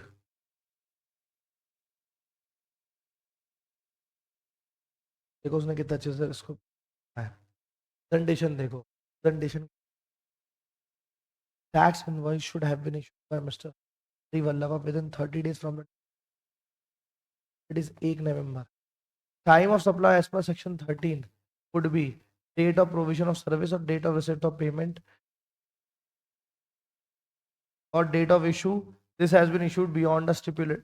देखो आप इसको ऐसे लिख सकते हो, in case of supply of service under forward charge, if the invoice is issued within 30 days, the time of supply will be date of invoice or payment whichever is earlier, or if it is not issued within 30 days, then date of service of date of supply of service और payment whichever is earlier. फिर आप discuss करते हो इस case में, क्योंकि वो 30 days के अंदर नहीं हुआ है, इसलिए हम डेट ऑफ सर्विस और पेमेंट जो दो दिए ब्रैकेट में आप लिख के विच एवर इज अर्लियर करके टाइम ऑफ सप्लाई दे सकते। अच्छा प्रेजेंटेशन जो मैंने बताया आपको आंसर इज 1 नवंबर 21। क्लियर है कि नहीं है? देखो जब वो चैप्टर्स पढ़ते हैं तब कठिन लगते हैं कई बार। अगर आपको वो प्रोविजन याद होते हैं तो सबसे इजी चैप्टर्स होते हैं ये वाले। बट इट्स ऑल अबाउट कि आपको प्रोविजन याद होना चाहिए। इसलिए मैं बोल रहा हूँ क्लास खत्म होते ही 1 दिसंबर से आपको सिर्फ रिवीजन करना है। एंड फॉर योर टेस्टिंग अभी भी आ रहा है कि नहीं आ रहा, आप स्कैनर करेंगे। रिवीजन स्कैनर पूरा करते हुए रिवीजन पे बहुत फोकस करना है बेटा। अब आप टाइम ज्यादा नहीं है आप लोग के पास भी। अब कितना टाइम है? 1 महीने से भी कम है। उसमें भी अभी आप 30 नवंबर तक तो क्लास आओगे ही। देखो जब कहीं जाना रहता है ना, मन में एक चीज रहती है, कल क्लास जाना है। इसीलिए बोल रहा हूँ सारा फोकस। चलो अब 20 number question is very important. बहुत बढ़िया क्वेश्चन है। Determine the time of supply of goods in the following cases where the supply involves movement of goods. और वो भी लिखा है इन वन लॉट। अच्छा वो लॉट वाली चीज याद है? लॉट वाली चीज कल इनवॉइस चैप्टर पढ़ रहा था मैं, तो उसमें था कि अगर डिसअसेंबल मोड में जाती है चीजें और अलग अलग लॉट्स में जाती है, तो मेरे को इतना बताओ कि ओरिजिनल इनवॉइस कब भेजोगे? पहले लॉट के साथ कि लास्ट लॉट के साथ? गलत। लास्ट लॉट के साथ ओरिजिनल कॉपी जाती है। ओरिजिनल इनवॉइस लास्ट लॉट के साथ जाता है, फर्स्ट के साथ अटैच होके जाता है कॉपी उसकी। और हर हर लॉट के साथ में आपको उसकी कॉपी और रेफरेंस रेफरेंस लिखना रहता है कि ये इस इनवॉइस का है। पढ़ना जाके, वो याद रहेगा। चलो आ जाओ। अब ये बोल रहे हैं मूवमेंट ऑफ गुड्स के केस में आपका टाइम ऑफ सप्लाई क्या है? कौन बताएगा मूवमेंट ऑफ गुड्स वाले केस में टाइम ऑफ सप्लाई क्या होगा? हाँ, तो देखो यहाँ डेट ऑफ इनवॉइस दी है या डेट ऑफ रिमूवल दिया है? क्या ये कॉलम मेरे काम का है? बिल्कुल भी नहीं। मेरे को ये दोनों देखना है। तो आ जाओ बेटा आप।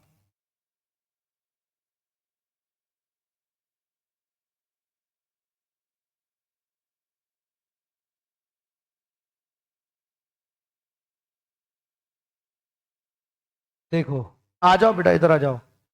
As per the section 12 of the CGSA 2017, the time of supply, the time of supply of the goods shall be the earlier of the following dates: the date of issue of invoice by the supplier, or the last date of invoice is required to issue under section 31, or the date the supplier receives the payment with respect to ये। But हमारा notification number 66 by 2017 क्या बोलता है कि however advance received in respect of supply of goods is not liable to be taxed at the time of receipt। देखो ये दोनों system नहीं, इधर आओ। मैंने आपको पहले से ही बताया 66 बाय 2017 आप लिख के रखा है advance received in respect of supply of goods is not liable to be tax at the time of receipt. Vide notification number 66 by 2017 dated 15/11। therefore the date of payment in respect of supply of goods should be irrelevant for determining the time of supply। Further 31 के हिसाब से taxable supply के लिए क्या होगा? अगर removal of goods है तो जब आप रिमूवल ऑफ गुड्स आपका डेट बन जाएगा इनवॉइस का। अगर गुड्स में मूवमेंट है और डिलीवरी ऑफ गुड्स या मेकिंग अवेलेबल बन जाएगा last date of issue of invoice, अगर आपका एनी अदर केस है। तो इस केस में बेटा उन्होंने साफ बोला है क्या होगा? In this earliest is the date of removal of goods as the date of payment is not, hence the time of supply is June 10। देखो इस केस में क्या होगा? 10 जून। इस केस में क्या होगा? 20 अक्टूबर। इस केस में क्या होगा? 7 सितंबर। इस केस में क्या होगा? 20 नवंबर। और इधर हो जाएगा 27 पर। Time of supply place of supply वाले प्लेस ऑफ सप्लाई तो भी थोड़ा सा कंफ्यूजन वाला है। टाइम ऑफ सप्लाई तो एकदम लड्डू वाला चैप्टर है अगर आपको प्रोविजन याद है तो। चलो नेक्स्ट क्वेश्चन करेंगे अच्छा वाला।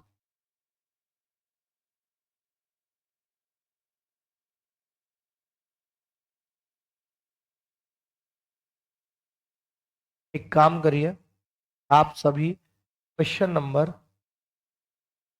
21 सॉल्व कीजिए। मैं 1 मिनट में आया।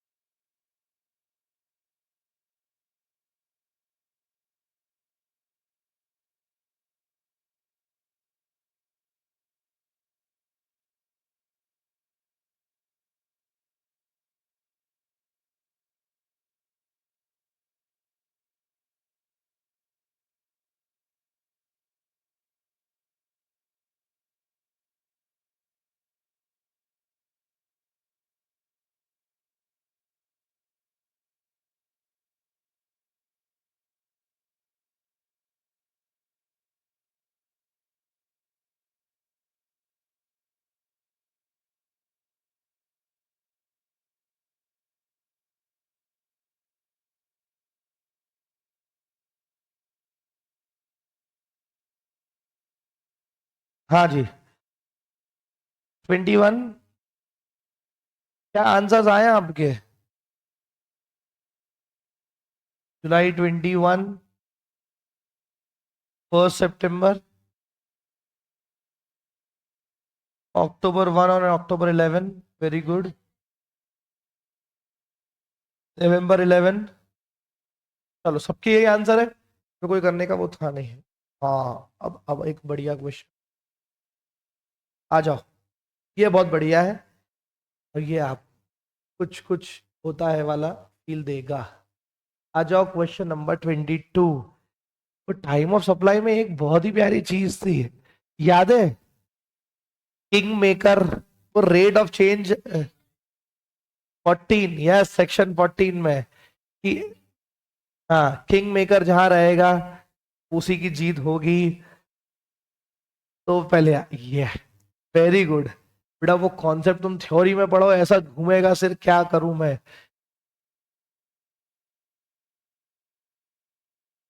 तो दोनों, हाँ, बस, वेरी गुड। आ जाओ आ जाओ, वेरी गुड। चलो, उसी पे क्वेश्चन है, ठीक है?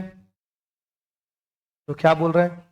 मेंशन द ड्यू डेट और maximum time allowed for the following. Time of supply of goods निकालना है। When supply goods to S on March 15-25 for ₹11,800 taxable at the rate 18% GST. GST rate reduce to 12% on March 20, 2025। और S ने ए को payment करा है कब? March 25, 2025।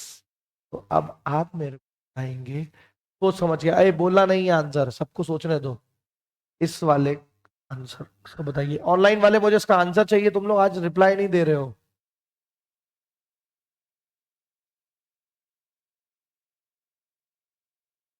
हम्म, बताओ भाई इसका आंसर।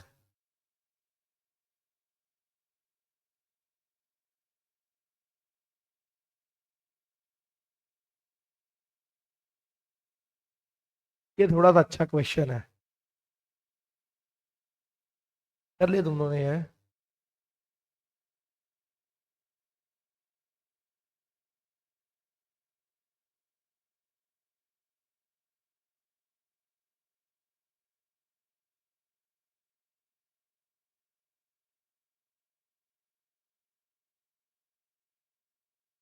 बताओ। अरे, March 15, 15 मार्च बोल रहे हैं, कैसे बोल रहे हैं, प्रोविजन बताइए।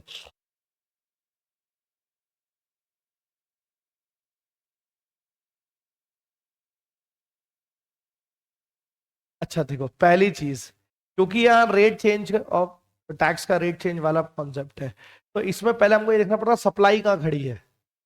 अरे, सप्लाई तो किंग मेकर होता है ना, सप्लाई कहाँ खड़ी है यहाँ पे? 15 मार्च को।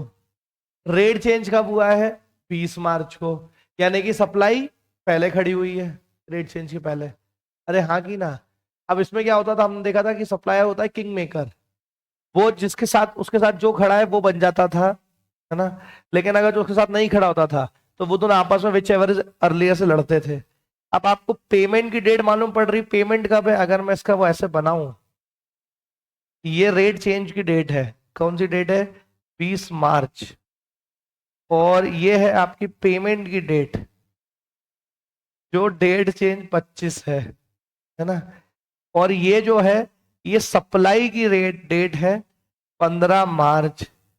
अच्छा सर, अब एक बात बताओ, किंग मेकर यहाँ खड़ा है, ये किंग है हमारा, है ना? अब पेमेंट तो उसके बाद में है। अब इनवॉइस की डेट दी नहीं है, लेकिन इनवॉइस क्या मानेंगे बेटा? यही मानेंगे सप्लाई, क्योंकि गुड्स है, तो हम ये मानेंगे कि मूवमेंट होगा, और उसको क्या करना है, उसी दिन उसको इनवॉइस इशू करना है। तो कहीं ना कहीं इनवॉइस भी यहाँ हिडन खड़ा है, तो इनवॉइस ही बन जाएगा क्या? Time of supply. ए पढ़ा है बेटा हमने, चेंज ऑफ रेट बहुत अच्छे से। पता नहीं आज ऑनलाइन वाले तो कुछ बोल ही नहीं रहे हैं। चलो, हो गए हैं। चलो, इसको सर लिखा कैसे इनने? देखो ये आ जाओ, देखो इतने समय लिखा है, इधर आ जाओ, इसको लिखना इंपॉर्टेंट है बेटा, आना तो ठीक है। as per section 12 of the CGST Act, time of supply is the date of issue of invoice or the last date of issue of invoice whichever is earlier. ये तो नॉर्मल प्रोविजन लिख दिया आपने सेक्शन 12 वाला ना, लेकिन आगे बोल रहे हैं further section 14 of the CGST act determines the time of supply in case of change in rate, but as per notification number 66 by 2017, section 14 will not be applied to change in GST rate of goods, but the time of supply will be determined under section 12. And here invoice date is 15 March 2025, hence the supply is 15th मार्च. ये बोल रहे हैं कि notification 66 by 2017 में वैसे भी payment की तो कोई रिलेवेंस होता ही नहीं है. अरे भाई वो चार्ट में पेमेंट है, वो रिलेवेंस ही नहीं है, इसलिए सेक्शन 12 के हिसाब से ही आपको क्या निकालना पड़ेगा, टाइम ऑफ. सेक्शन 12 क्या बोलता है, डेट ऑफ इनवॉइस और last date of invoice whichever is earlier. तो इसमें क्या मान लिया जाएगा कि वही उसकी लास्ट डेट होगी. ये आ गया है. बोलो बेटा, अरे बोलो, आ जाओ. एक बड़ा क्वेश्चन कर लेते, ये बड़ा क्वेश्चन कर लेते हैं. Section 24, question number 24. इतना बड़ा क्वेश्चन है और क्वेश्चन में ध्यान रखो सारे केसेस इंडिविजुअल है, सिचुएशंस अलग अलग दी है. अब आप मेरे को बोलते जाएंगे, हम इसको करते जाएंगे. आ जाओ, चलो एक एक करके बोलते जाओ. सेक्शन 24,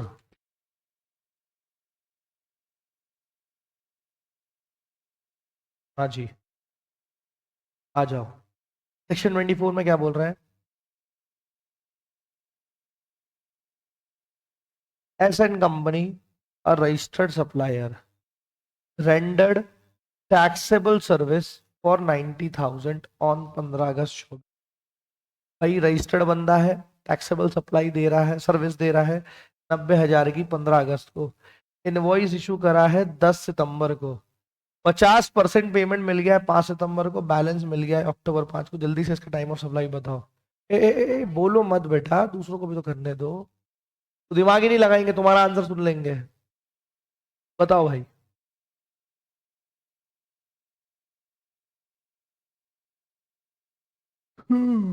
जल्दी बोलो बेटा, ये बहुत छोटे छोटे है.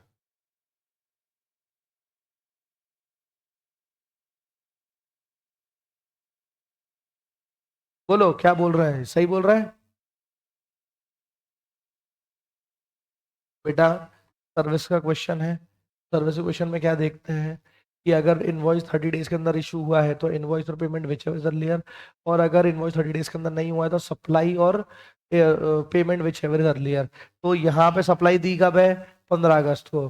तो इनवॉइस कब मिल गया, अब इशू कर दिया 10 सितंबर को. तो क्या ये 30 डेज के अंदर है ना, ही क्या, हाँ. 10. तो क्या देखेंगे, एडवांस पेमेंट और इनवॉइस विच एवर अर्लियर. अब इनवॉइस कब का है, 10 सितंबर, और पेमेंट आ गया 5 सितंबर को. तो 50% के लिए क्या आ जाएगा, 5 सितंबर, और बचा हुआ 5 अक्टूबर है. तो 5 अक्टूबर और 10 सितंबर, तो आंसर आएगा आपका एक ये और एक ये. क्लियर है. Next, Lalit purchase some goods covered under reverse charge mechanism. अब गुड्स का केस है, आरसीएम आ गया है. गुड्स मिला है बेटा 15 जुलाई को, डेट ऑफ इनवॉइस है 20 को, और पेमेंट मिला है 25 को. आप बताओ कौन सी डेट होगी, निकालो जल्दी से. बेटा यहाँ बैठ के सुनना नहीं है, करना है, क्वेश्चंस करो.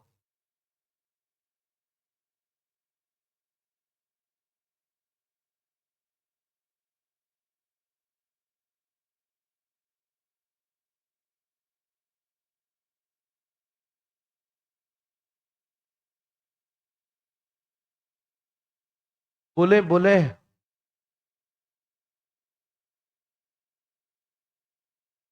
आपका आंसर किशन क्या है,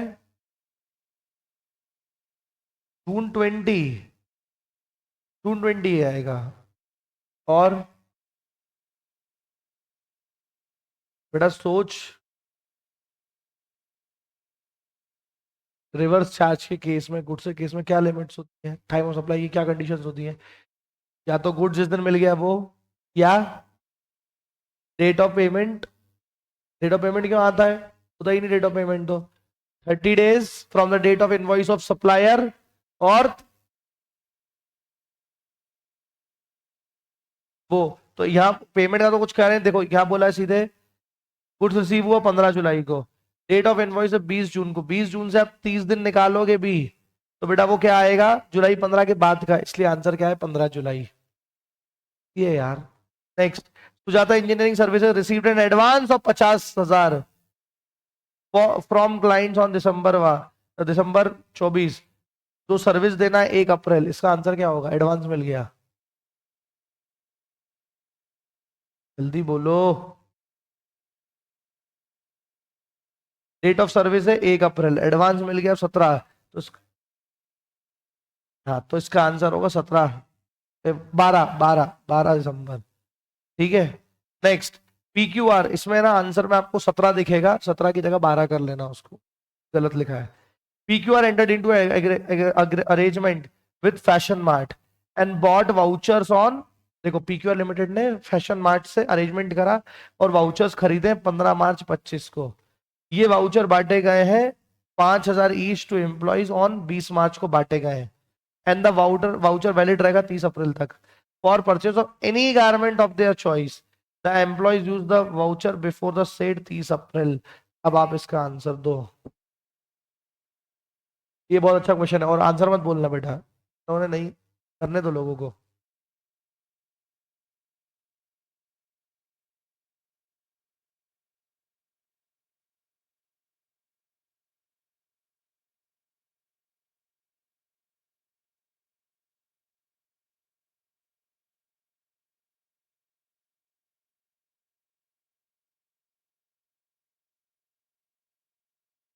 हाँ जी जल्दी बोलो बेटा, कौन सा केस है ये।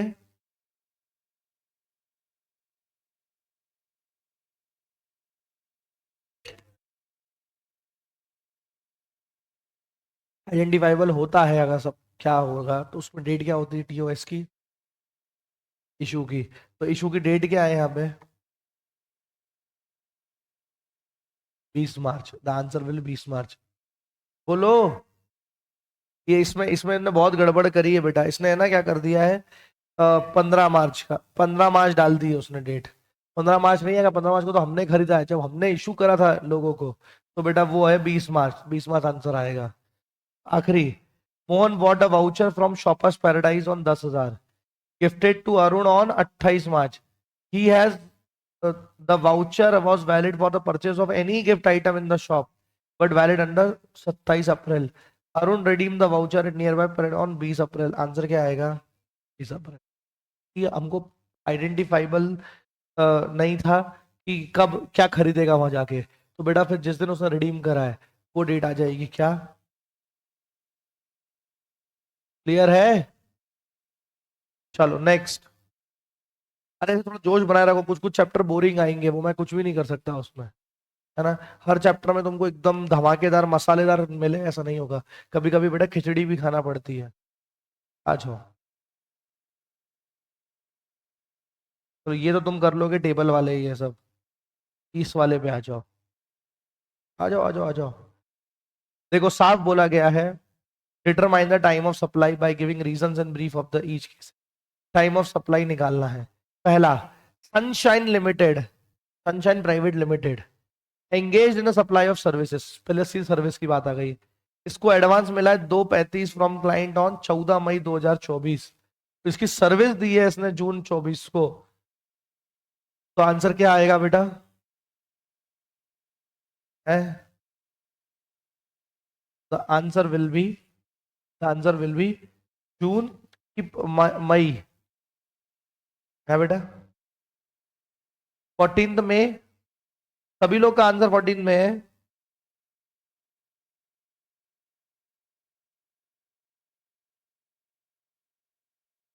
द आंसर इज 14 में।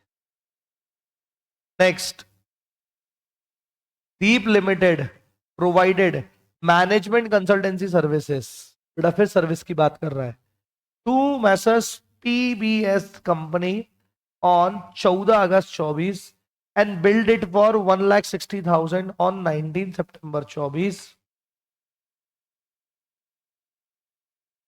And it receive the payment on 23rd 24। अब आप आंसर देंगे इसका, बताओ सोच समझ के देना।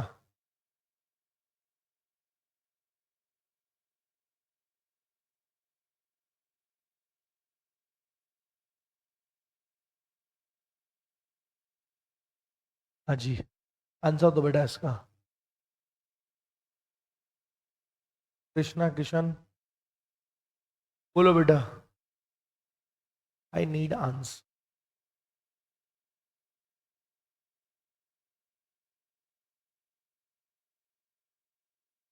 तो सन्नाटा क्यों है भाई? क्या आलम है? ये ऐसे ऐसे क्या बैंड बज गई ऐसी? ए दो बोलो ना, तुम दोनों से पूछा ना बेटा। तो 14, तेरा आंसर है 14 बेटा। ये हो सकता है क्या? एग्जाम में लिखेंगे हो सकता है।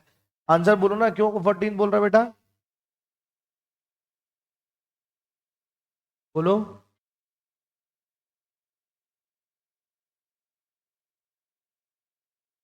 बोलो। अंजलि बोलेगी। Titanic date. डेट सीखेंगे हम। डेट पहले 5 बार डेट बोलो अच्छे से। Date, date, date, date. Very good. बस।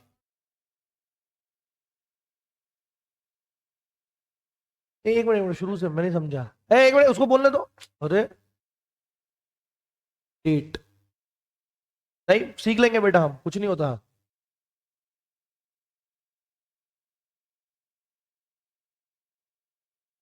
क्यों? प्रोविजन कौन सा लगा रहे हो तो मुझे समझ में नहीं आ रहा। फॉरवर्ड। फॉरवर्ड। कुछ नहीं बेटा, कर लेना सही उसको। फॉरवर्ड चार्ज वाला है केस, हाँ। हाँ फॉरवर्ड चार्ज में क्या होता है? सर्विस का केस है। फॉरवर्ड चार्ज में क्या होता है? Time of supply.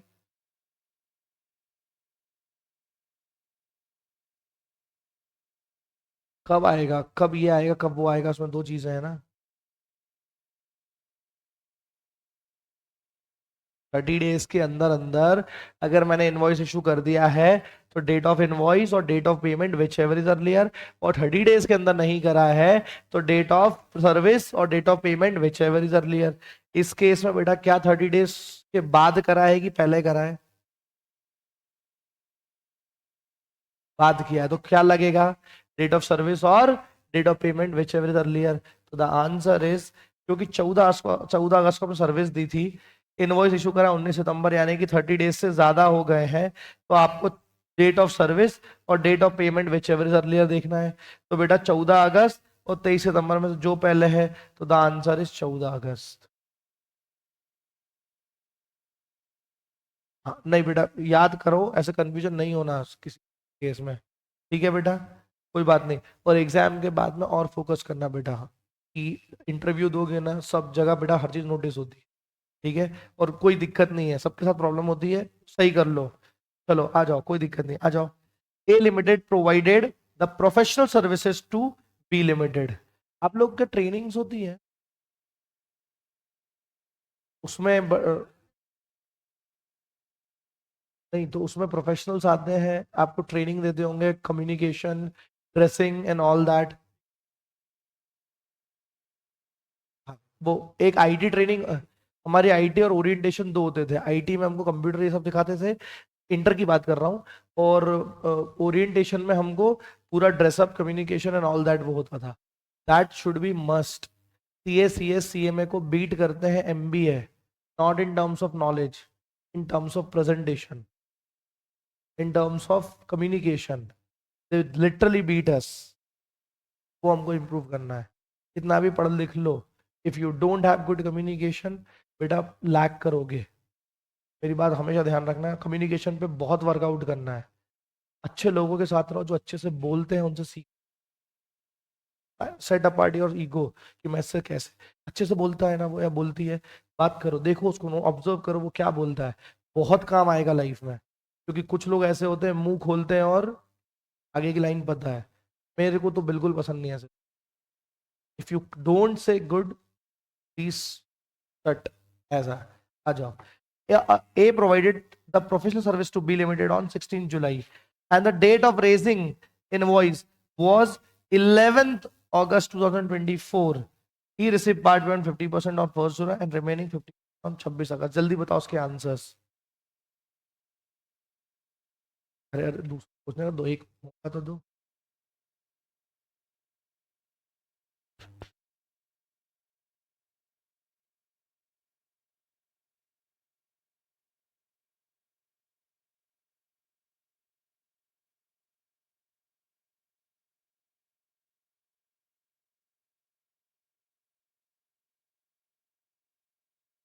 क्लास के बाद मिल के जाना मेरे से।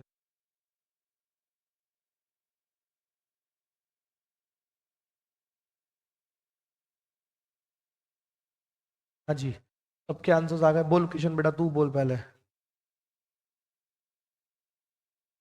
हाँ है। और नेक्स्ट? सही है 16 जुलाई? नहीं, आधा सही बोला आधा गलत है। तो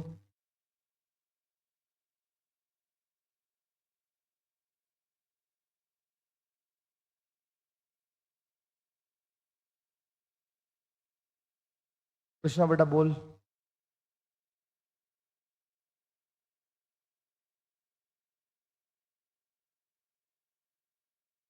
आंसर इज राइट।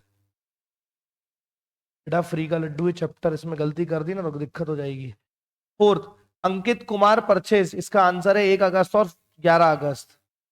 फिर Ankit Kumar purchase some goods covered under RCM mechanism, the goods received on 19 June, date of invoice is 14 May and the payment is made of 22 June. जल्दी से आंसर निकालो इसका।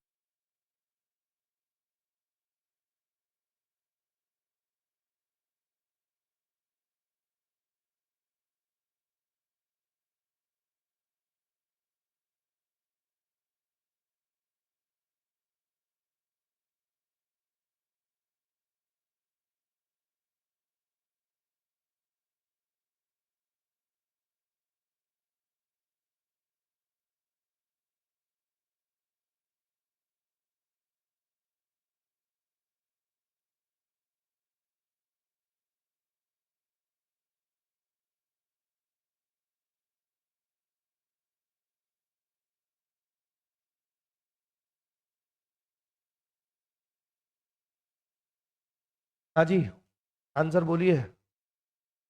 फोर्थ का आंसर क्या है?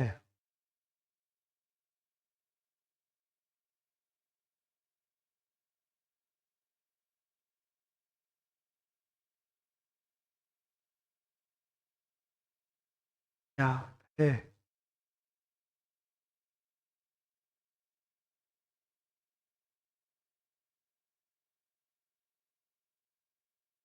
क्या हो गया? करो जल्दी करो बेटा।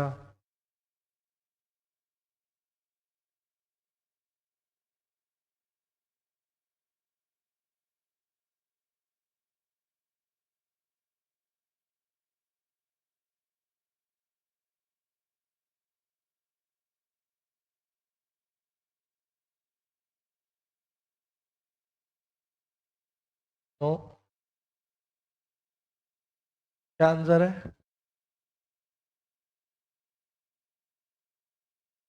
14 क्या?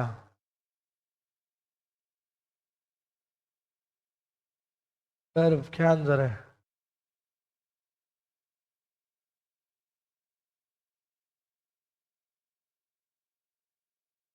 अंजलि, द आंसर इज 14 जून। कैसे निकला बताओ बेटा इनको जल्दी से। क्या गड़बड़ कर रहे हैं? ए टू डेज निकालने में गड़बड़ करता है सबसे ज्यादा। कैसे करेगा?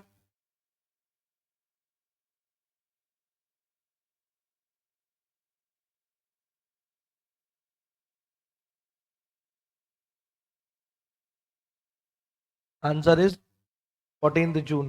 And last, TPS Limited is an Indian company.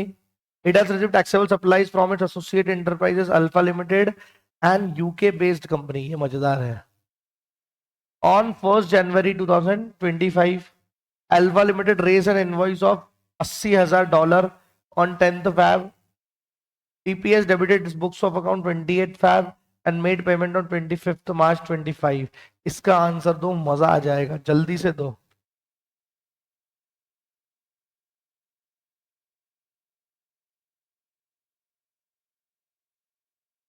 ये बताए, एक मिसलेनियस पॉइंट वाला क्वेश्चन है ये बुक में क्वेश्चन कॉन्सेप्ट है ये वाला। तुमने पढ़ा ही नहीं होगा ढंग से, पता है। हाँ, मैंने पढ़ाया होगा, मेरे को पता है। बट ये बुक का क्वेश्चन है जो सबसे ज्यादा, वो कहते हैं ना, पॉपुलर लोगों के बीच में एक अंडरडॉग बैठा रहता है, ये वो अंडरडॉग है।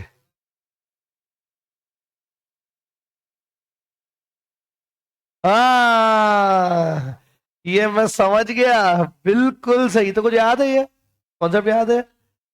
क्या डेट है? 25 फरवरी। डेट बट कहीं सुनेला लग रहा है मेरे को, कहीं सुना सुना लग रहा है। भगवान प्रभु, हे नाथ जगन्नाथ प्रेमानंद। 25 फरवरी 2024। इसका आंसर 2024 कैसे बेटा? ये इसका आप चाहे, आपको याद होना चाहिए यार, अब आपको याद नहीं है। वेरी गुड, याद है। मतलब आई एम ग्लैड कि तुमको ये चीज याद है। ये मेरे को बड़ी खुशी हुई। मेरे को लगा था तुम लोगों को वो शुरू के 4-5 तो याद होंगे वाउचर्स तक के, ये तुम भूल जाओगे। Very good. कल पढ़ा था क्या ये? वो भी याद है? रिवाइज करके नहीं आता मतलब तू? तो फिर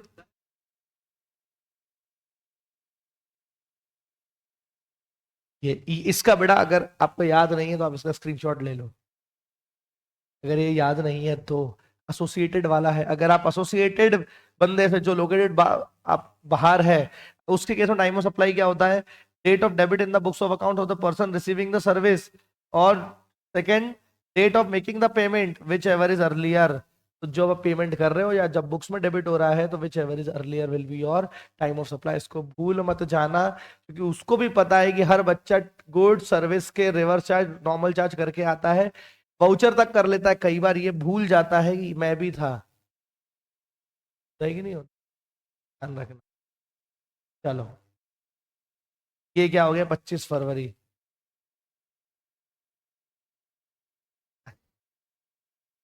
चलो मेरे हिसाब से क्वेश्चन भी खत्म हो गए हैं, नहीं क्वेश्चन भी खत्म हो गए हैं। अब आप लोग के लिए क्या होमवर्क है? सुनो, तो होमवर्क बचे हुए टाइम ऑफ सप्लाई के क्वेश्चंस मेरे को चाहिए।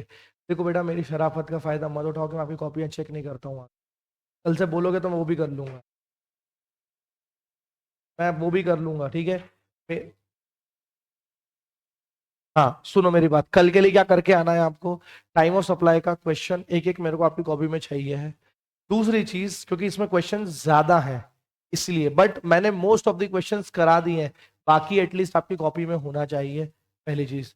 दूसरी चीज, कल आप प्लेस ऑफ सप्लाई, बेटा थोड़ा टिपिकल है, कल संडे को 8 से 10 में हम रेगुलर क्लास ही रख पाएंगे, टाइम नहीं है सर।